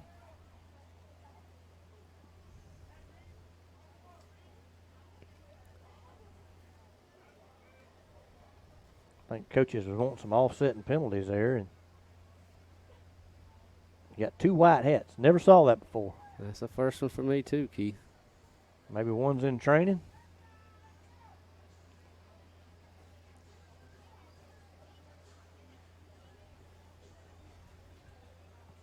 Nonetheless, we've played about 51 seconds here. Looks like Atco is on our 44-yard line. Big discussion down here between Coach Kurt Williams and 2 white hats.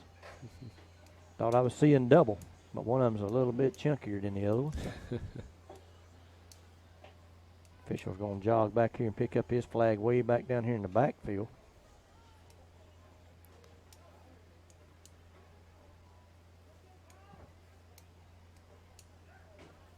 Not sure what all the discussion is about, but That's probably like you say. He probably want an offsetting penalty there. It's always the guy that is last that gets the penalty. the man who retaliates, That's now they're right. going to mark off some more yardage. Oh, against wow. Lanier County. Wow. Well, maybe that's what they were arguing about. Another 15 yards. They're going to give Atkinson County 30 yards worth of penalties. Well, Keith, now I think about it, wasn't the flag that we saw thrown, wasn't it back here? About the 45-yard line, and the one that he just picked up was way back here about the other 40 or 45-yard line. So maybe there was 2 simultaneous penalties on the play. I didn't see the other flag.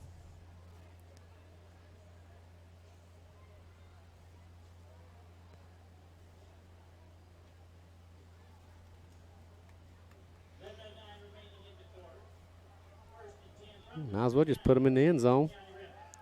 As we'll get back going here.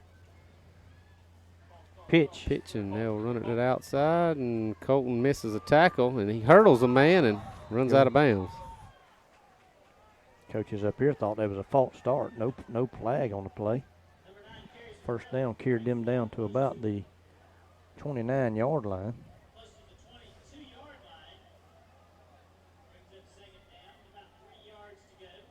Well, they saying it's the 22. Looks like more like the 21.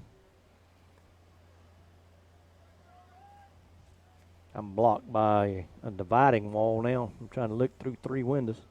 Hand off to the tailback.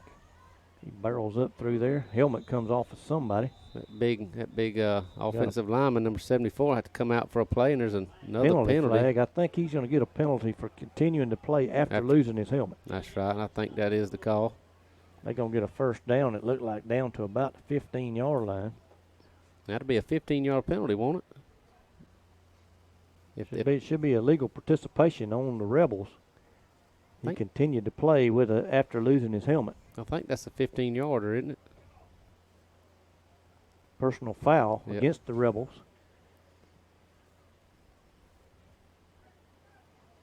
So that will be 15 yards.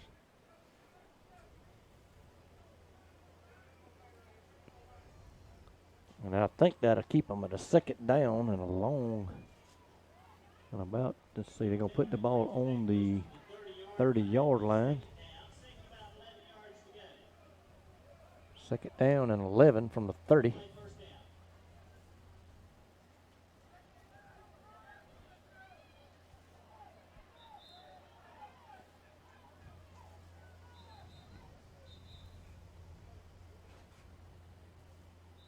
Now they're saying first down.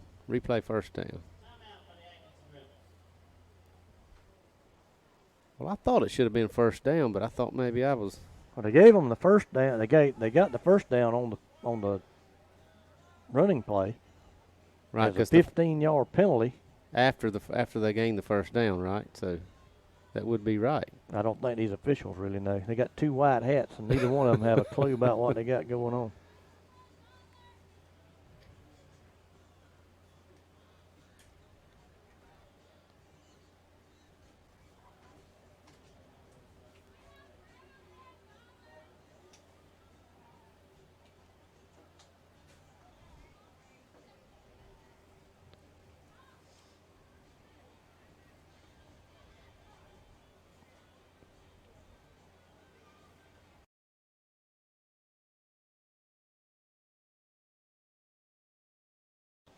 Well, they must have negated the first down, because if they wouldn't have, it would be first and 15, wouldn't it?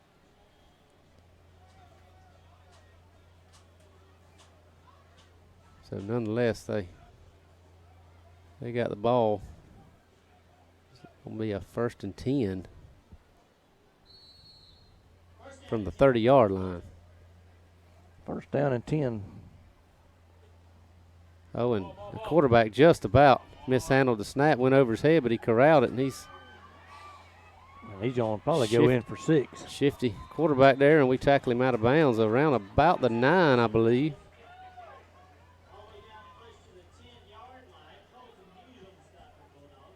Yeah, they snapped that ball and about snapped it over his head, and he any kind of misdirection or off or anything like that just totally confuses our defense. Any little bit of a fake or any bobble snap or anything like that, and we just forget about what we're doing. We don't play assignment football. So it's going to be first and goal, just barely inside the 10. He's going to hand it off. He's going to run right up the middle, drag a host of Bulldogs with him, and roll them into the end zone with him. 10-yard touchdown for Atco. They have run a minute 27 is what it took. They got 30 yards worth of penalties. Yeah, minute 27, but I think we had about a 20-minute conversation out there between the officials. And Atkinson County is going to take the lead here. Officials still don't know what they're doing.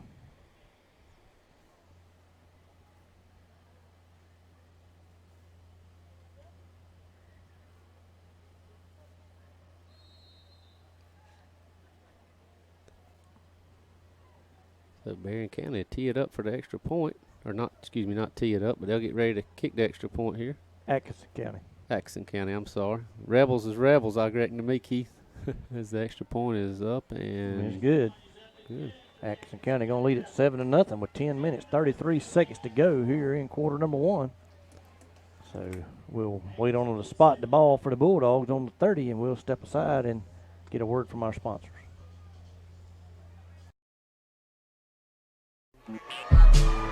So as the final buzzer sounds, we shoot a 3, and it bangs in! It goes in!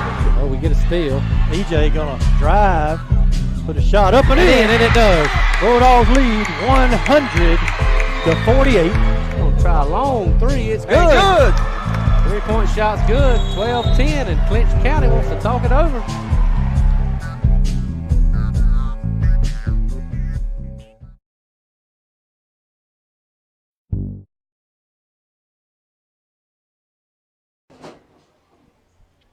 All right, we're back as the Bulldogs take the field here for their first possession of this scrimmage against the Atco Rebels. We'll have it at the 30-yard line. We got 2 receivers to the right, 2 to the left, and we'll hand it off. No, we faked the handoff from Rashad. Going to take it himself, go up the middle, and he's brought down short of the about 6 or 7 yards in there. Looked like he was ready to throw it, but took it himself, and nice pickup on the play. Second down and about 3. That's right.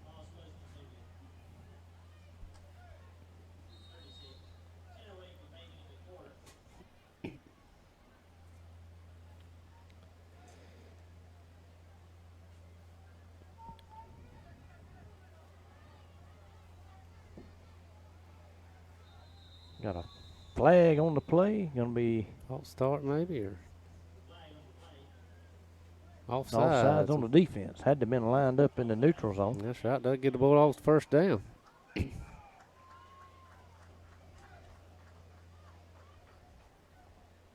Bulldogs have a first down and 10 up on about the 41, 42-yard line.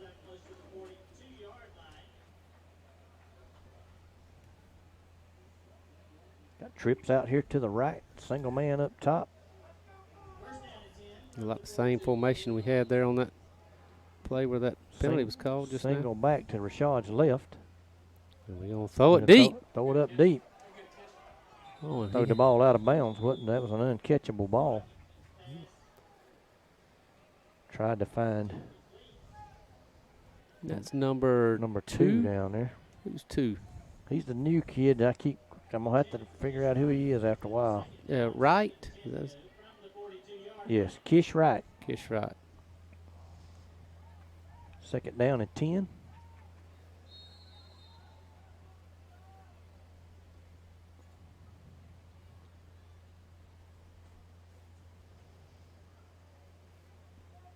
Just overthrew him on that play. He had a little separation, but just threw it out of bounds. And same formation. This time the back shifts to the right. that's right. Going to give it to him. And He's hit immediately and lost 2 yards. Immediately. Jeremiah Smalls with a 2-yard loss. And bring it back to the 40-yard line. Going to bring up a third down and 12.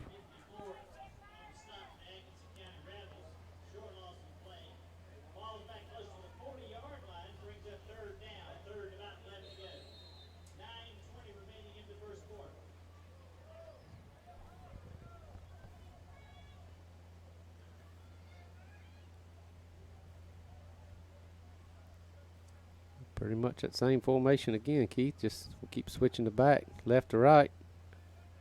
Rashad running for his life again. Something he's grown used to over the years. And he's going to be sacked for a loss. Loss of about, what, 7 that time? About 7 back to the 33-yard line. Fourth down, I assume we'll punt. Or bring up a fourth down and a long 19 yards. And we have elected to punt, and we just moved the ball 30 yards instead of actually kicking the ball. Officials will mark it off.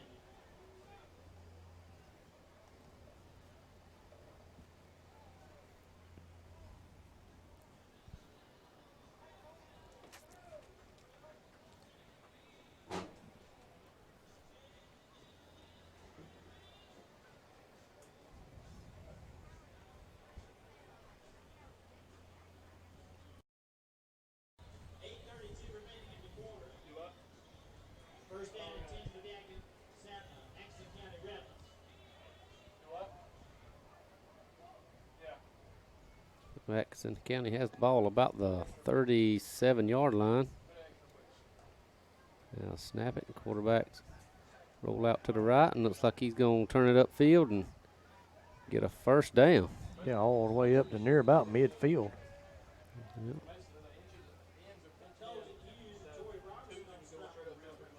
It'll be just shy of the 50-yard line. All about the 49-yard line, a gain of about 12 yards. And that'll be the 5th first down of the evening for Atkinson County. And we have Yet to play 4 minutes into this first quarter.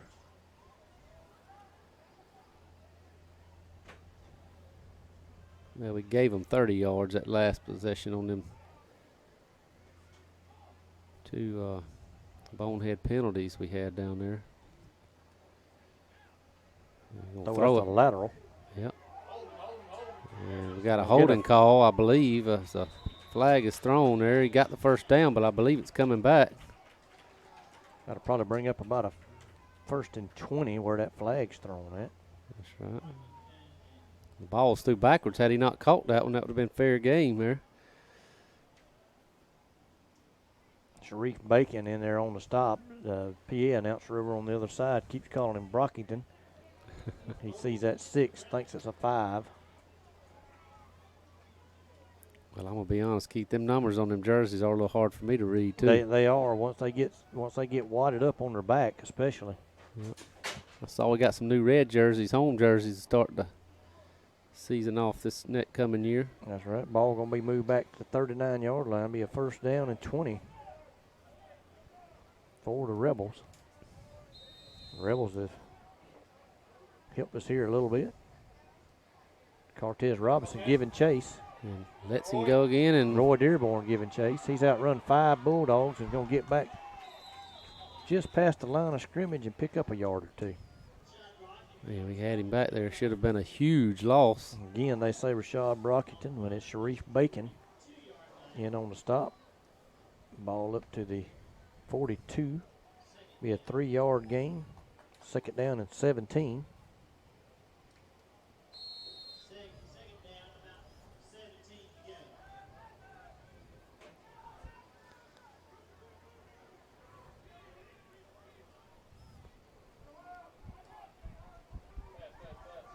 Quarterback has lots of time, and he Got a throws man it wide wide open. Wow. Wide open in the center of the field. There wasn't nobody within 15 yards of him, Keith. Well, it'll be a 48-yard touchdown pass. Rebels are going to go up 13-0, pinning the extra point. I don't see how he was that wide open when the quarterback under no pressure at all whatsoever. He just took his time and Penalty flags, according to the PA announcer. I didn't hear. The sticks have not moved, so that may be good news for us. That's right. Maybe. But nonetheless, Clint, that's very alarming that we hadn't played a full not ball even game 5 minutes yet. Well, not just that, but the fact that that's 2 big pass plays we've given up in our secondary. One to lose the first scrimmage, and one right there that might get called back if we're lucky. No, they called a touchdown. The touchdown's good. Must have been after the play, maybe. I don't know what the call was. Or after the touchdown, rather. Possibly a sideline warning on the Rebels. I didn't see that. There's so many white hats out there, it's hard to tell which one's giving the signal.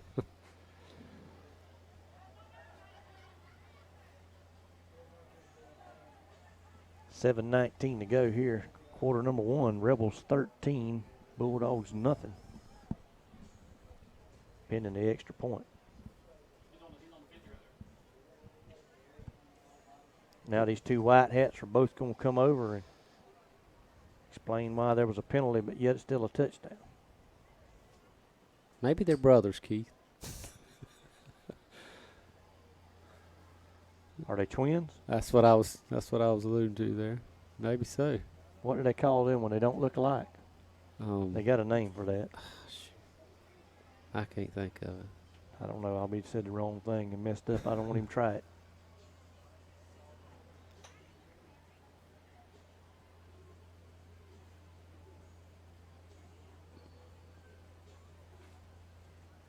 We might get out of here by 10:30, 11 o'clock. Yeah, with all this discussion we got going on here and this Continuous discussion amongst these multiple white hats and Coach Kurt Williams.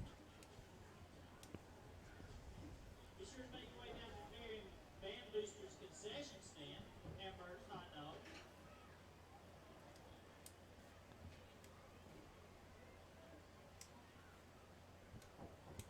Nonetheless, I don't think they're going to change their mind. They're going to get the Rebels a touchdown. They've gave them 60 yards and penalties, and That's right.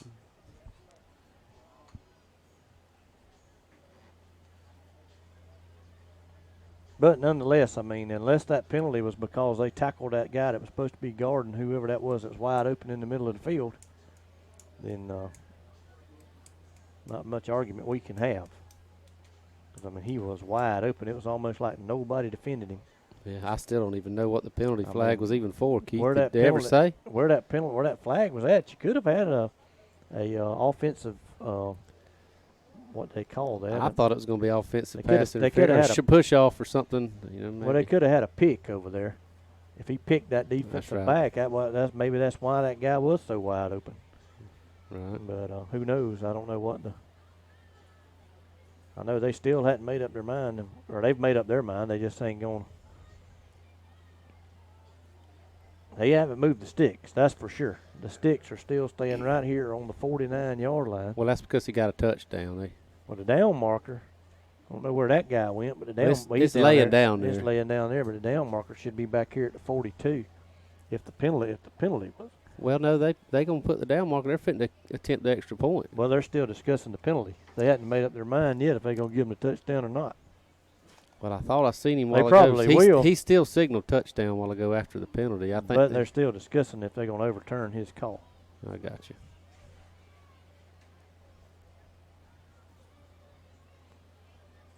And I never did see what penalty they called, Keith. I didn't never see the signal. Never seen a sign for it. All I seen him do was signal touchdown even after the play. One of the white hats come back to midfield and looked up at the press box, and I saw him signal touchdown. And normally when they do that, they would signal the penalty also. Well, the official that's walking down there in the end zone with his hat off, I can tell you he's called every ball game I have ever played against Atkinson County. I've never coached or played a game that gentleman didn't officiate it. Yeah, got you now. The Atco sideline, their coach is going to get a. We actually had a meeting at the middle school conference, met and determined that those officials could no longer call Atco baseball games. The same officials was calling over there in the conference championship, and I believe it was Hawkinsville, throwed all of their coaches out. Wow.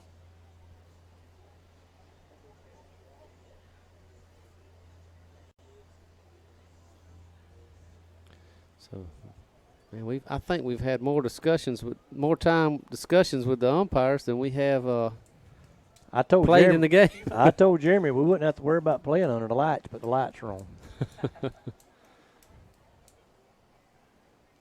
Turn on the Jeopardy music. I don't have any. Somebody was doing that over the basketball games. That's right.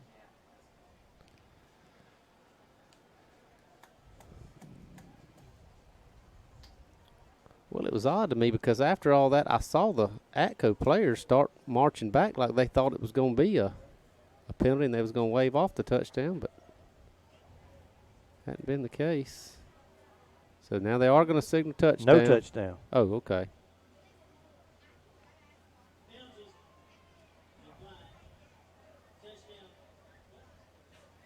The official, or not the official, but the PA announcer is confused. He's too. so confused. Well, he signaled touchdown and then I think he waved his signaled arms. waving the touchdown off. No That's right. touchdown. That's right. They're going to bring the ball back out to somewhere around midfield. Okay. So take the points off the board. It'll be I don't- 7-0 Atco. I don't really know if anybody here in the stadium has any idea what's happening, other than these twins in white hats. We'll call them the White Hat Twins, Keith. I reckon that's the only thing I know. I don't know what association they're from, and I know this is just a spring game, but kind of embarrassing for that association to have this much confusion in a spring football game. Right, and now Now we're going to mark off a penalty against the Rebels. okay. The ball is going to be placed on the Atkinson County 40-yard line.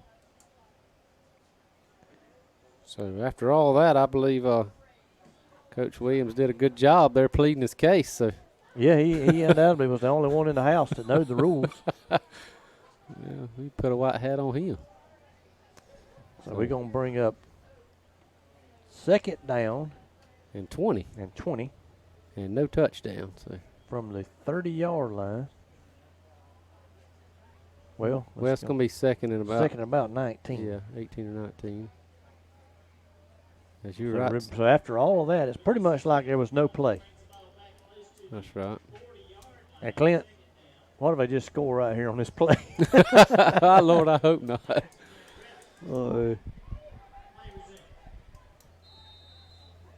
So here we go. Atkinson County's finally going to snap the ball again. And Quarterback drops it, picks it up, runs out to the right, throws it up deep. Sharif Bacon's with going to the pick it interception, yeah.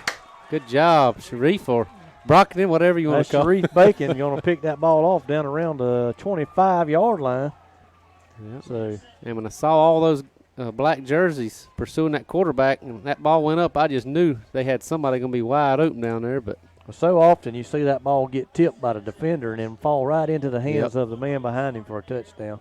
And I thought, well, here we go. What I just told Clint's going to come to fruition, but that's right. Maybe not. I remember a very key play in the Auburn-Georgia game a few years ago when Nick Marshall threw one down the middle. You remember that play? About 2 or 3 defenders tipped it, and the receiver caught it and run it in for a touchdown last play of the game. Yep.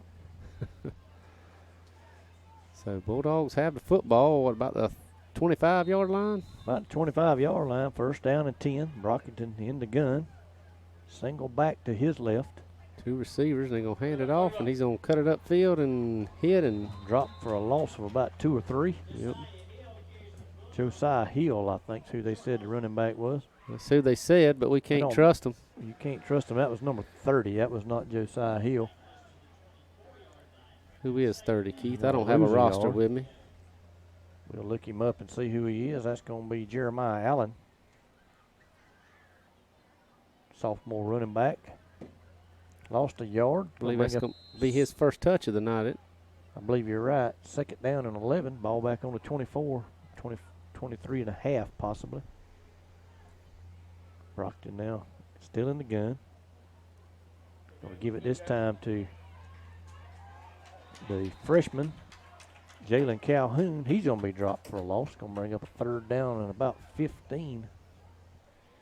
Ball back inside the 20-yard line, back to about the 19.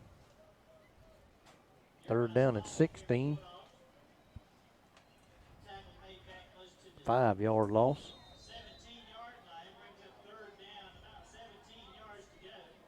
5:41 remaining in the first quarter. Brockton gets the play called in from the sideline. He's going to go back to the backfield and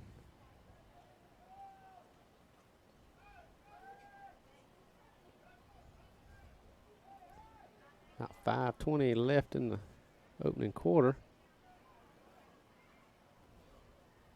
Brockton's going to throw it deep. Got a man. He's got a man down there. He's going to make the catch. He's going to go down about the 37-yard line of Atkinson County. Brockton's pass complete. And he threw that one on the money, Keith. To Kish Wright. Threw that one on the money. Was that about a...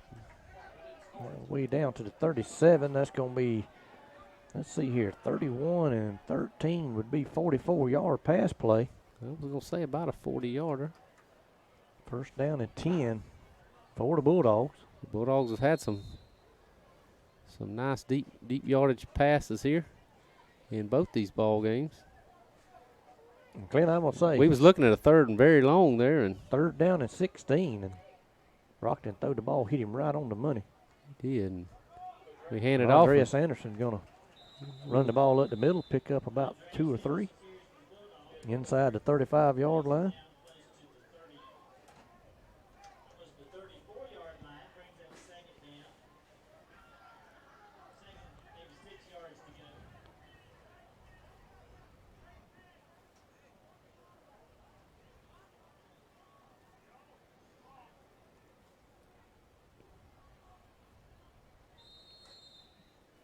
Bulldogs taking a lot of time in that huddle.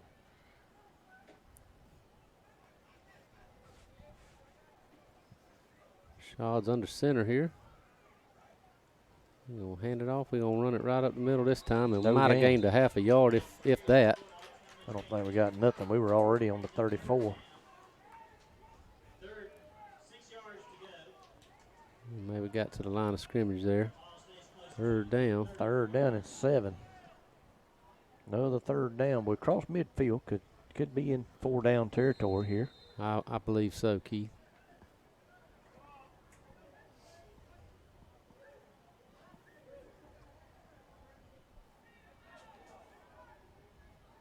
Brockton under center. Got an I formation in the backfield. Sends a man in motion. Fakes the pitch. Gives it to the man who went in motion. He scrambles outside. May have gotten a half a yard, and that is, again, Jeremiah Smalls. Again, he had more yardage than he wanted to get. He stopped and turned and got run down from the back. If he'd have continued his momentum forward, he probably would have got 3 or 4 more yards. Fourth down here. Looks like we're going to leave the no offense. gain again. 4th down and 7. Looks like we're going to leave the offense on the field and go for it here. Unable to run the football.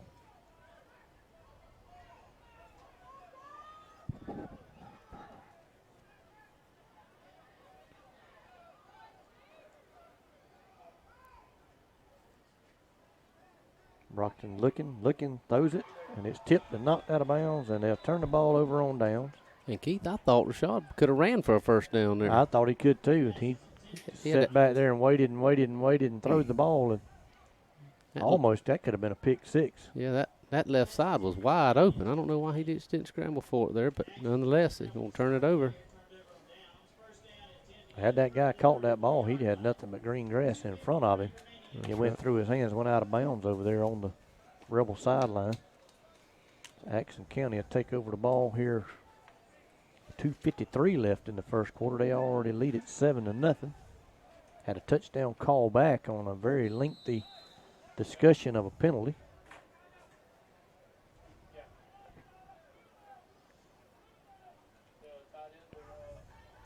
And the back's going to take it. He's going to get about 6 yards.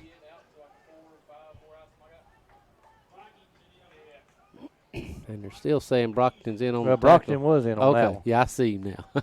Yeah, he was in on that one. Ball's up to the 35-yard line. To the 40-yard line.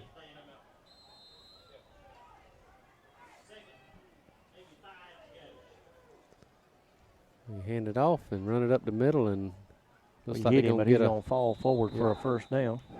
get it by about a yard there. Up to the 45. First down and 10 for the Rebels. And they just pushing us off the ball. First and 10 from the 45-yard line. 2:18 remaining in the first quarter.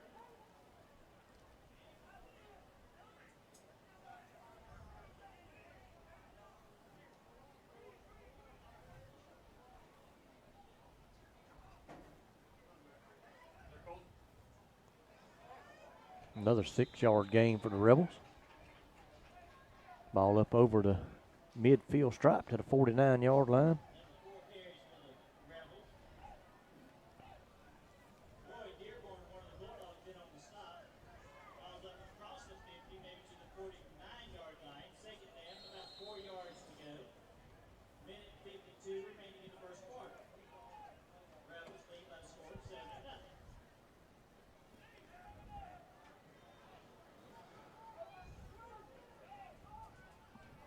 Rebels got twins out here, an eye in the backfield. They're going to hand it to the tail. He's going to run it off right side. Looks like up he's over going the 45 for a first down to maybe the 44-yard line of Lanier County. That'll move the sticks. Another 5-yard gain. They needed 4.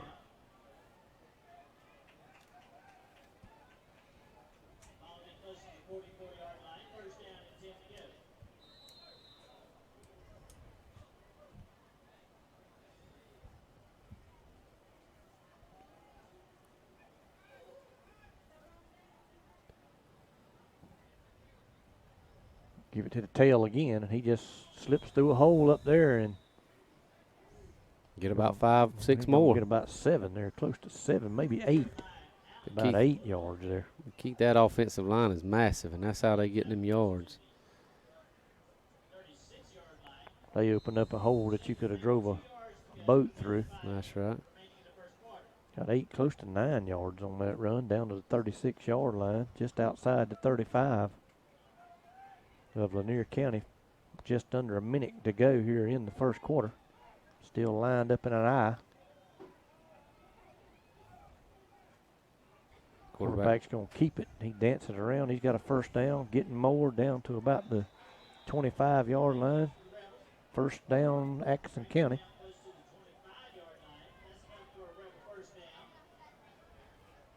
Ball right on the 25-yard line.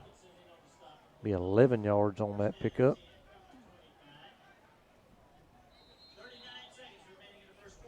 Atco's driven 41 yards here so far on this drive, all on the ground. Nothing fancy, lining it up and running it down your throat. I believe they take a shot here, you think? Nope, they pitch it. There's a block in the back. No sure call. Was. We run the man out of bounds, and he grabs our guy and pulls him with him. Yep, and I thought they did miss that block in the back right there. Block Colton Hughes in the back, no call. That was probably the least amount of yards they've gained. We call it no gain on that play, maybe a half a yard.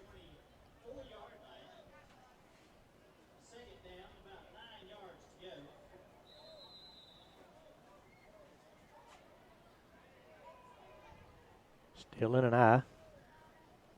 Pitch it to the tail. Colton Hughes in the backfield. He just bounces off of him. Good stiff arm him and just knocked him out of the way. And he runs out of bounds. Run out over there. Yeah, Colt looked like he was shot out of a cannon right there. Got to him quick and just slipped right by him.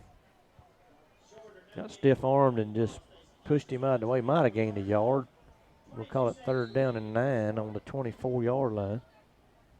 22 seconds left in this opening quarter. First of 2 quarters.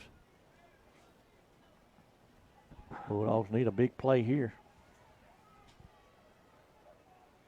Don't know why they want to pitch the ball and they just could hand it. See right there, he's got about 8. He might score. And he's going to go into the house.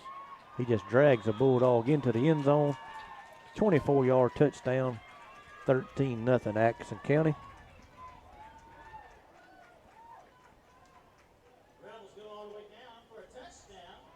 15.5 seconds to go here in quarter number 1. The Rebels have scored for the 2nd time tonight.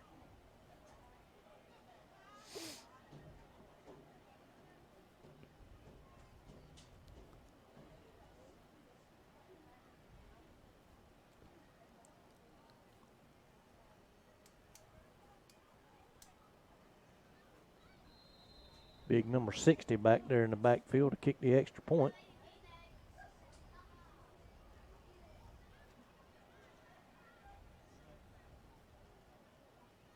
Kick is up. Looks wide right from here, and it is 13-0 Atkinson County.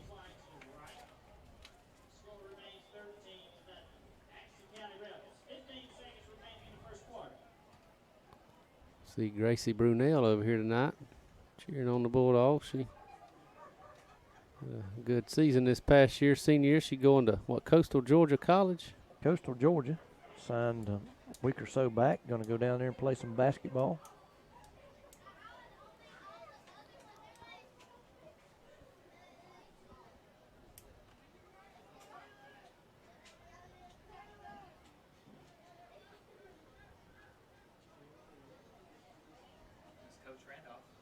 Yeah, I see Coach Randolph down there and below us. I spoke to him. We come in. He's down here hoping none of his basketball players get roll no ankle or nothing, so they can do some summer ball with him here in about a month or so. He don't have very many. Well, just I guess Aeneas when he's hurt. And we got Rashad out there, and I guess maybe Zaries or Xavier Ryan, that is. Kelvin Gaines late to run onto the field. And that's going to force Coach Kurt Williams to call a timeout, and he ain't happy about it. Offense huddled up over there for a good bit of time, and we still didn't get the right personnel on the field. Coach Williams not real happy.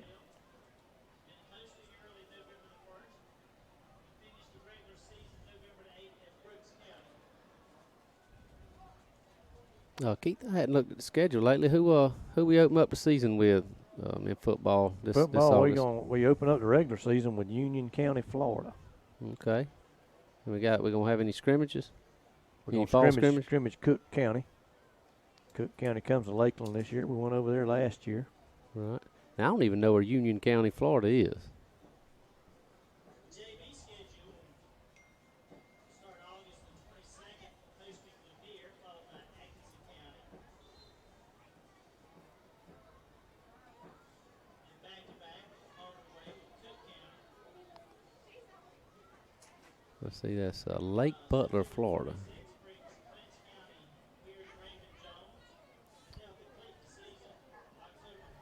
So about 15 and a half seconds left here in this opening quarter of scrimmage play here. Bulldogs with Bulldogs had a football. 1st and 10 from the 30.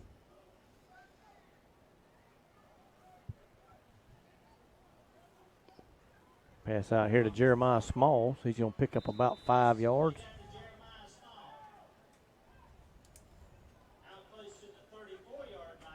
And that's going to bring us to the end of the quarter.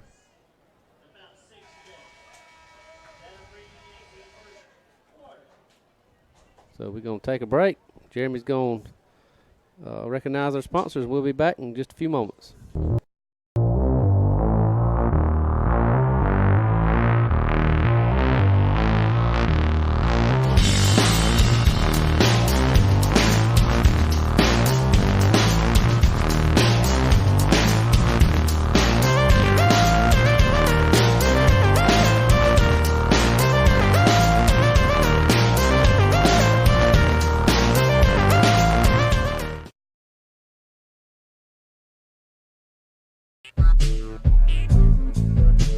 Oh, and there's a good drive. There's a good drive. Is it going to drop? It's down. It's down in the sphere.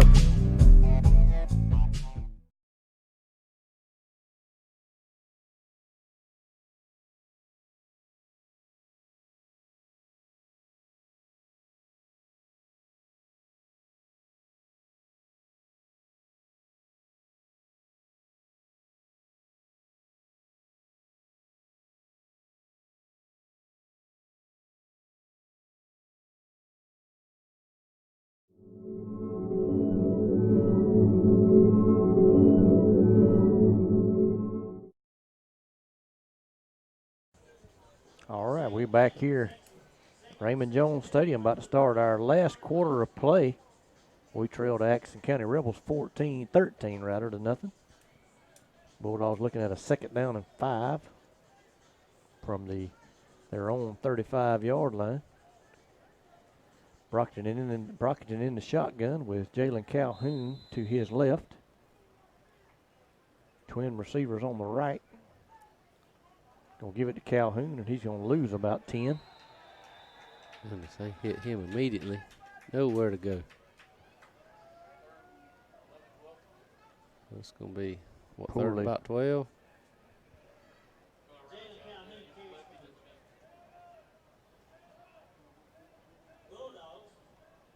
He's back on about the 27-yard line. Lost 8.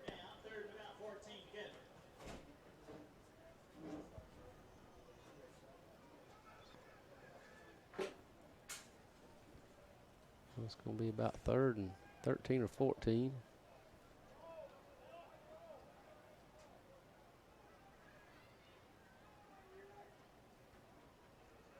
Pass out here to Jeremiah Small. He turns it up. Going to get back up to 35, maybe 36-yard line. Bring up a 4th down. 4th and about 5. Short 5. Looks like we're going to elect a punt, so they'll mark off 30 yards here. Give Atco the ball back. Atco will have the ball. We're already holding a 13-0 lead. We got 10:46 to go here in the football game.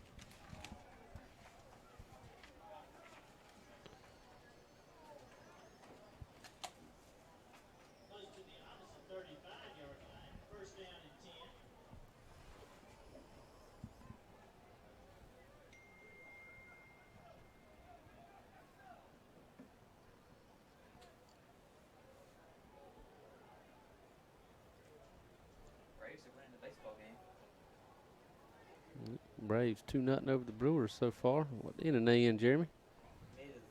Middle third. First down and 10. Ball is close to the 34-yard line. 10:46 remaining in the second quarter. So Atco with the ball. First and 10 from the 30. They're going to give it to the No back. need to them do anything but just pound it right up the middle. That's right. Pickup of about 6 there. Gonna bring it up to the, what's that, the 41? Yep. About the 41-yard line, close to 7. Ball is just across the 40-yard line. Brings up second down. Second, about 4 yards to go.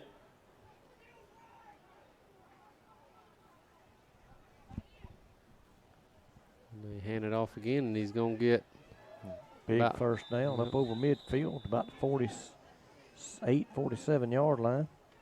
Sharif Bacon there for the Bulldogs. he crosses into Bulldog territory there. Pick up some enough for a first down. About 10 minutes to go. Yard line, makes it to the 48-yard line. First down and 10 for the Rebels. 10:07 remaining in the second quarter.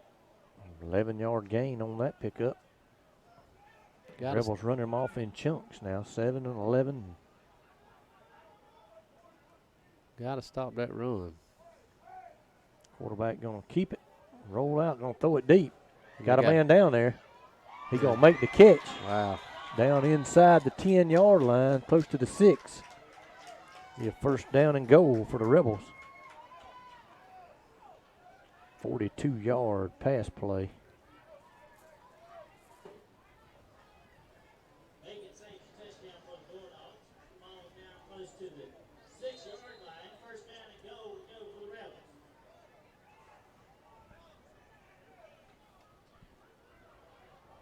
So that'll be first and goal from what, about 6? Give it to the tail. He's up through there down to about the 4-yard line. Picks up a yard or 2. Holds and Hughes there for the Bulldogs.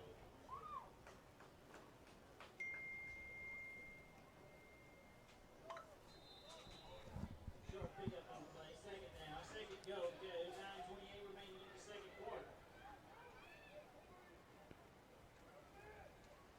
And they hand it off again, and we hit him in the backfield, and we might have Bill and Hughes there was had him stopped him just short of the goal line.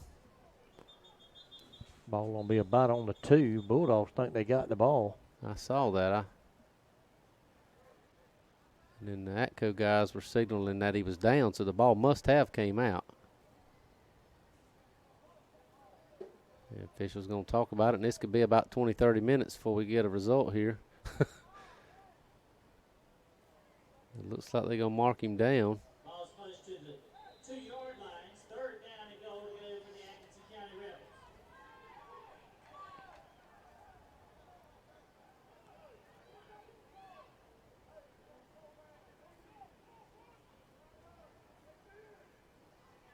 Touchdown Rebels.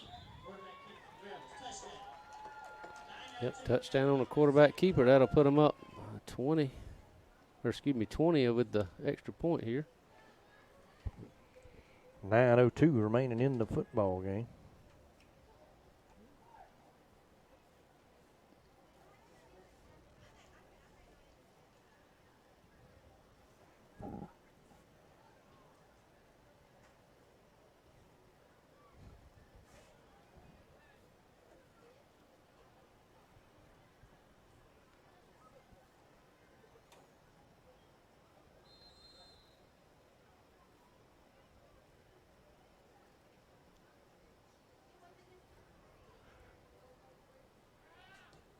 Kick is up and good. Rebels gonna lead it 20-0. Extra point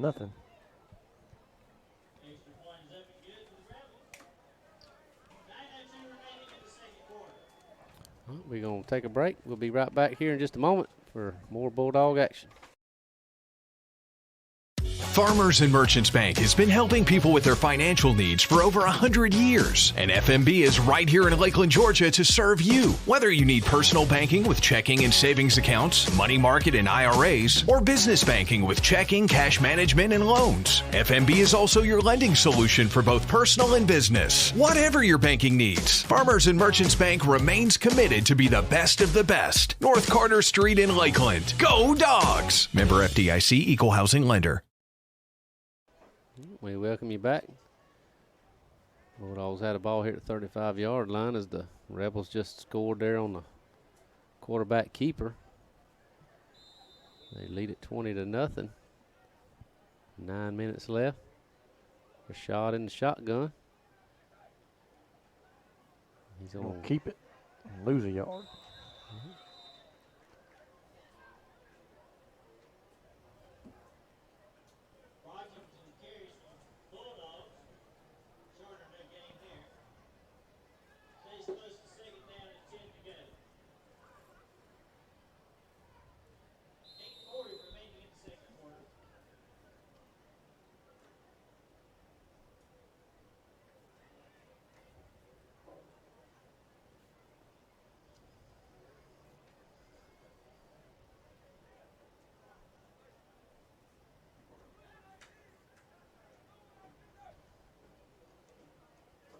Well, snap it, and he'll complete the pass to Xavier Ryan, and he's going to have a touchdown. Well, if they don't run him down, he'll go ahead and run it on in. That's right. So what about a 70-yard throw and catch there for a touchdown? 71 yards, blocking into Ryan for a touchdown. And is that his third touchdown tonight, Keith? I believe that's correct. All on big, huge, long touchdown passes, and excited about seeing him play this year. So Bulldogs will have a chance to kick the extra point here. If they don't go for two, looks like they will kick it though. I believe we're 1 for 3 on extra points so far. I believe that's right.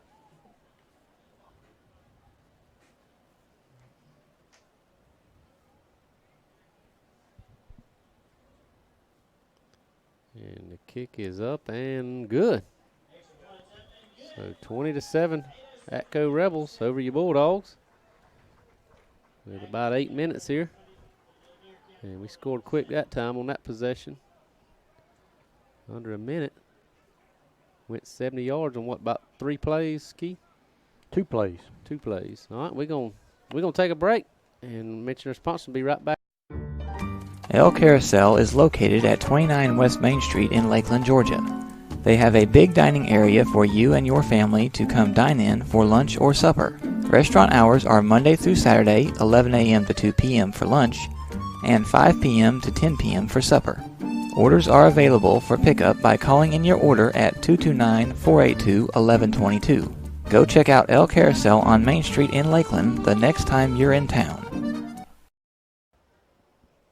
All right, we're back here on the Lanier County Network as Atkinson County will take over here at the 30-yard line, up 20-7. Atkinson County Rebels to start on the 30-yard line, first down and 10 to go.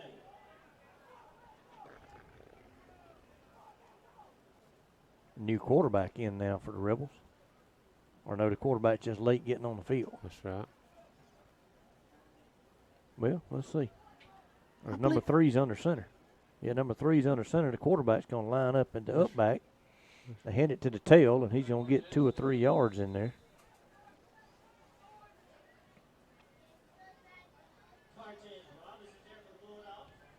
Cortez Robinson on the stop.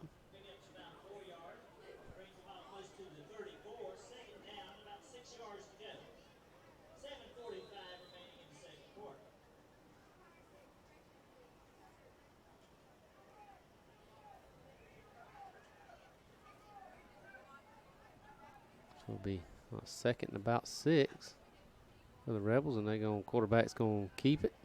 He's going to run it, get a first down and more, and we bring him down around the 45, 46-yard line. Yep.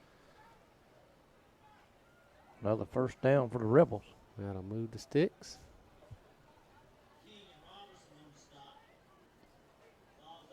But a 19-yard gain. First down and 10 for the Atkinson County Rebels.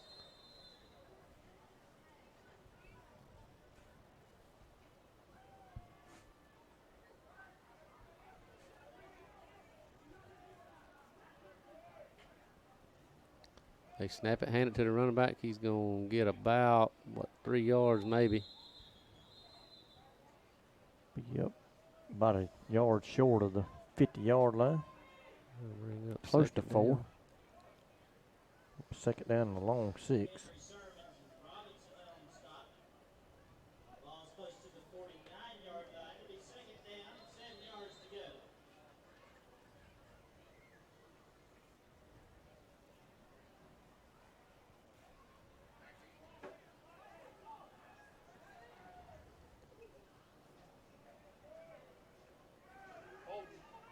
Quarterback going to keep it, get to the outside. He's going to get a first down and more, but there's a flag on the field. I assume we're going to have a holding call. Hopefully that'll come back.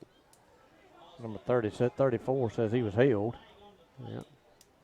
He got a first down and about 6 more, but Holding to move the Rebels back to about the 39, from the 49 to back to about the 39-yard line probably. 6:34 to go here in the ball game. Nice scoreboard here in this new Raymond Jones Stadium. Real bright red letters, orange maybe. Big play clocks. One on the scoreboard, one on the concession stand down behind the goalposts. nice concession area down there too. I hadn't made a chance to get down there, but it looks nice from here. Very, very nice. Got nice restroom facilities on both ends. Nice press box we in too, Keith. It is. We got a press box on each side of the stadium. Yeah, we're going to have a false start, I believe. Number 34, Ethan Bailey, going to run off sides. Oh, yep. Bring up a second down and about 12.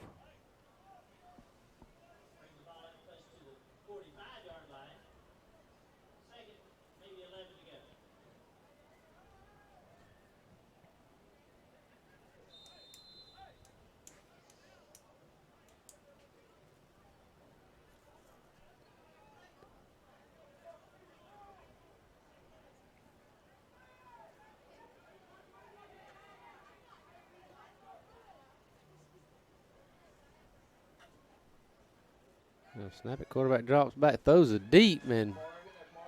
They're going to have going to be caught. I thought he overthrew his receiver, but he got back.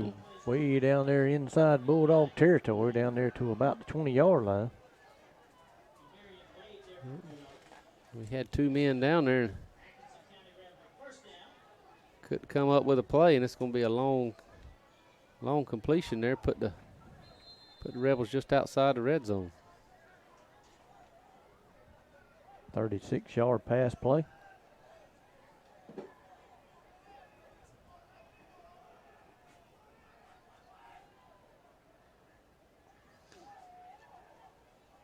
Quarterback's going to keep it. He's going to pick up a first down and more and touchdown, Rebels. We'll make it 26-7. Fortunately, we only had to play one half. I heard that, Keith. And they run the ball, and then now they get that big pass play, and then one more run and play, and they in the end zone.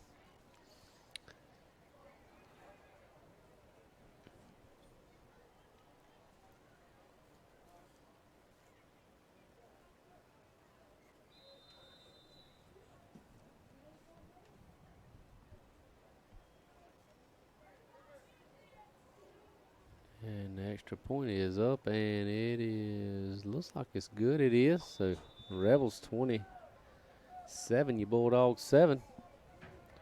With about 6:15 left.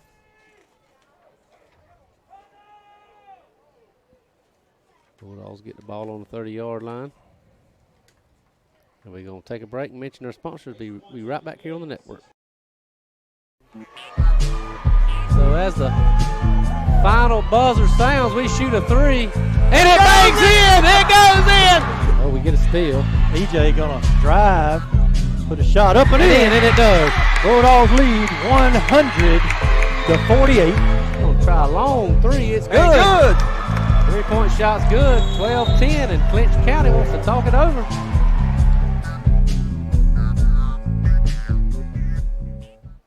Clint, I got to give a shout out to my boy. He's made it into the varsity action right now. He's playing tight end. He ain't real tall, but Uncle Noah has finally got in the varsity game. Little Noah Newbern. He has spent a lot of time. Finally got to play. If he don't make but one play, he's in for that one. And Rashad's going to pick up about 4, maybe 5 yards. He got hit hard on that play there. Well, that might be a good time to get Rashad out of there because they're going to try their best to.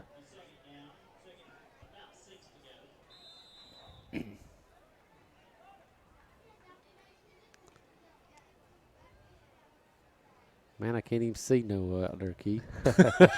He's number 55. He's number 26. Oh, 26, okay. He's going to come over here to this side this time. I see him now.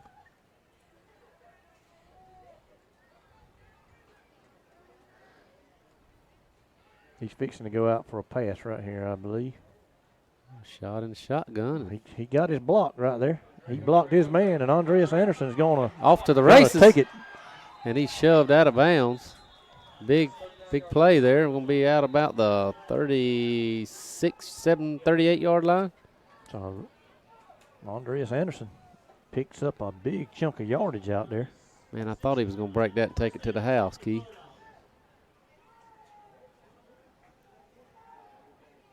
Where did he get to? About the 38. 37, 38-yard line. They don't have hashes marked on here, so it's hard to tell exactly. About a 29-yard run, we'll say. And we throw it out in the flat, and he dropped it, looked upfield where he was going before he caught the ball, and would have had about a 5-yard pickup.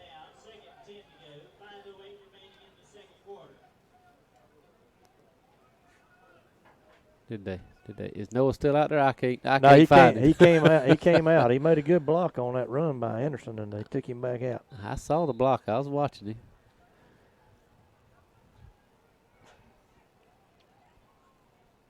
Split backfield now. Brockton going to take the snap. He's going to give it to Anderson. Anderson going to pick up about a yard. So it'll be third down in about 8. 8 or 9 there. About 9. Call it 9.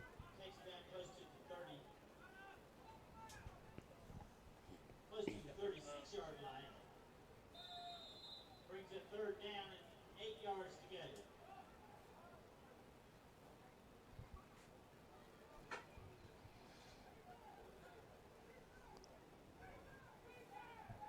About 4.5 left in the ball game.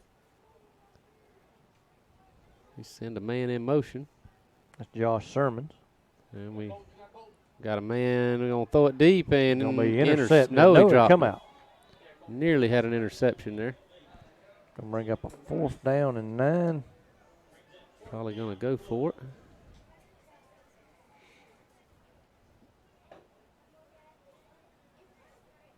Tight end's open on every play if you want to throw it to him, and Rashad chose to throw it deep. Colton Hughes is wide open in the middle of the field for a first down.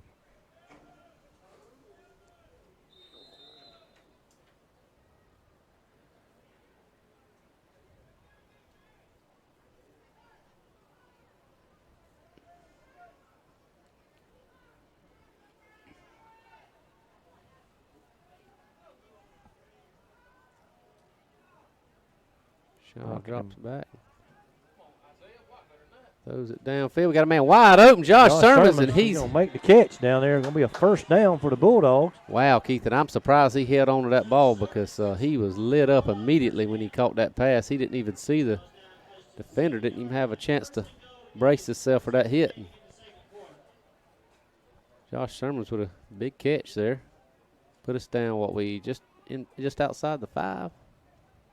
About the 7-yard line, so first and goal.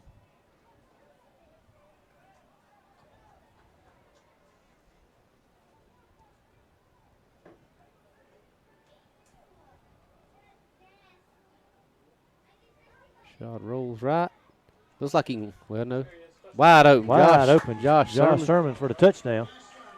I thought for a minute Rashad could just walk in the end zone, but them defenders came up, left Josh wide open right there in the middle of the end zone for a nice little throw and catch there. Put the Bulldogs on the board again, 13-27.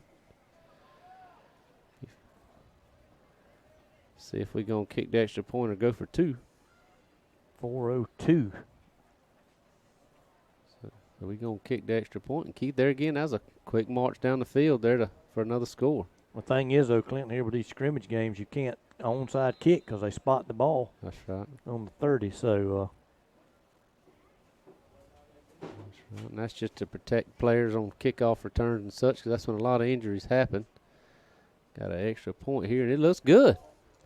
So after a rough start to our kicker, he's looked pretty good the last couple of. He's made the last two. Yeah, like you mentioned, the first couple didn't even get as high as the crossbar, and both of them looked good. So 14-27, Rebels over you Bulldogs. We're going to take a break. We'll be right back here on the Lanier County Network.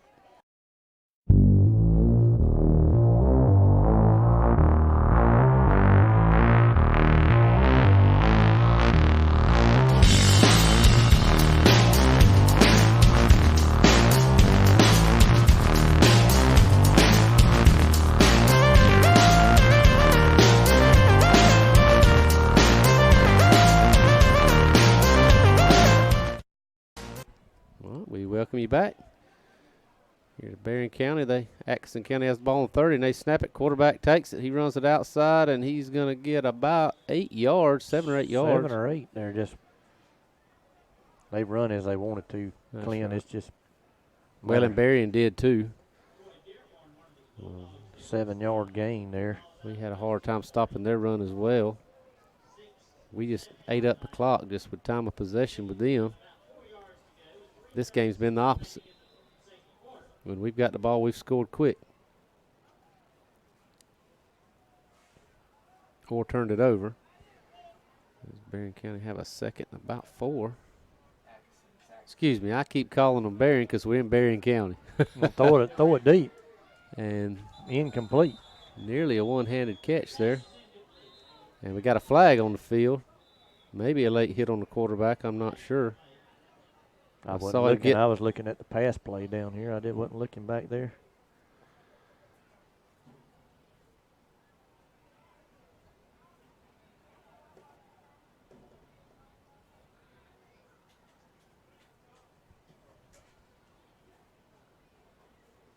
Yeah, so it's going to be late hit on the roughing the passer.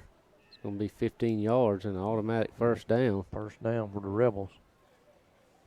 Got to carry the ball up just shy of midfield, probably to the 48-yard line.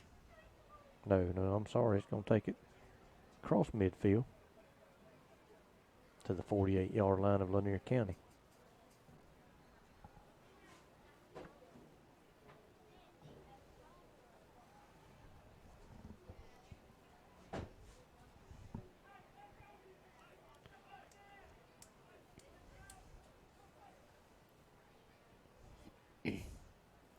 Well, they mark it off, and it's going to be actually about the 46-yard line. Is that right? Of Berrien's, or excuse me, Atco's 46-yard line. Only gave them 10 yards on that.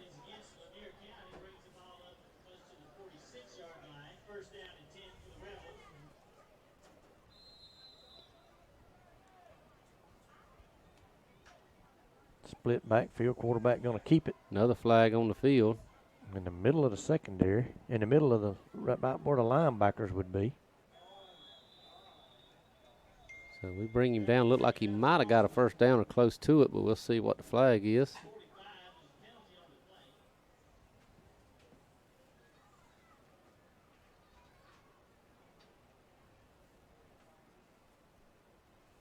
They're going to talk it over, have a conference at midfield there. 2 white hats. And they call it illegal shift. The official has his back to us as he gives the signal, so it's hard to tell. It's on the Rebels. Yep, so that'll back them up. Got 3:03 left here in the ball game, 27-14.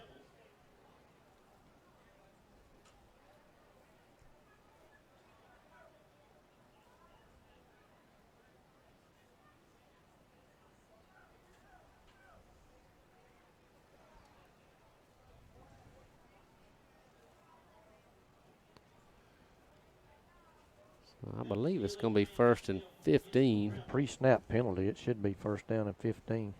That's right. It will.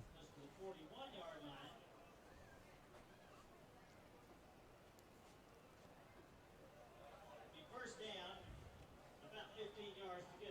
3:03 remaining in the second quarter.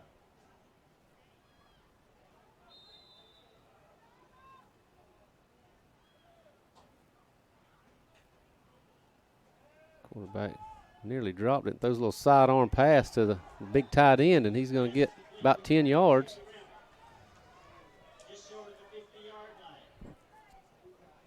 Bring up second down. Second about 7 yards to go. 2:40 remaining in the second quarter. Trying to make it 2nd and about 7.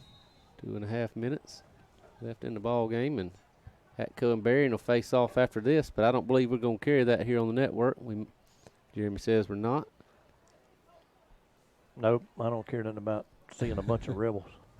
And it got pretty testy the last time we had a spring game. They faced off each other in Lakeland last year. The quarterback's going to run it right up the middle, and he runs through a host of Bulldogs. We finally bring him down about the 33-yard line. About the 33-yard line. I don't. About a 16-yard gain. Another 1st down for the Rebels. 2 minutes remaining in the second quarter.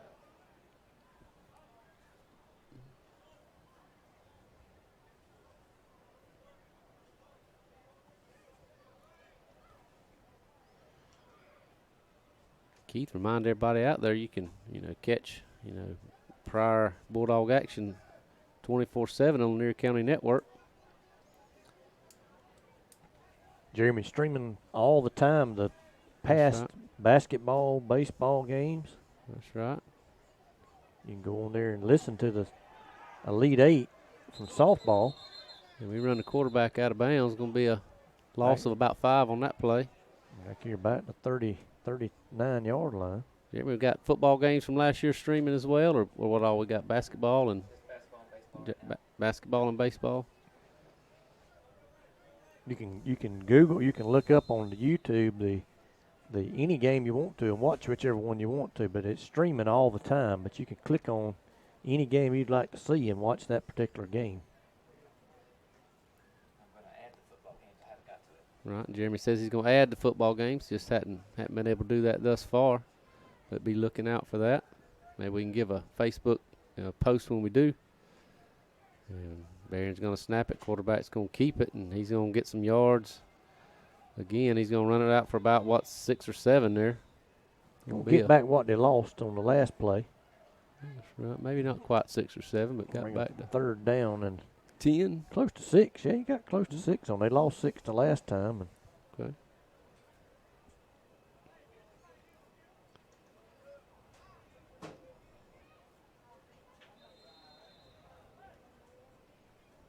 So with about 50 seconds left, this might do it here.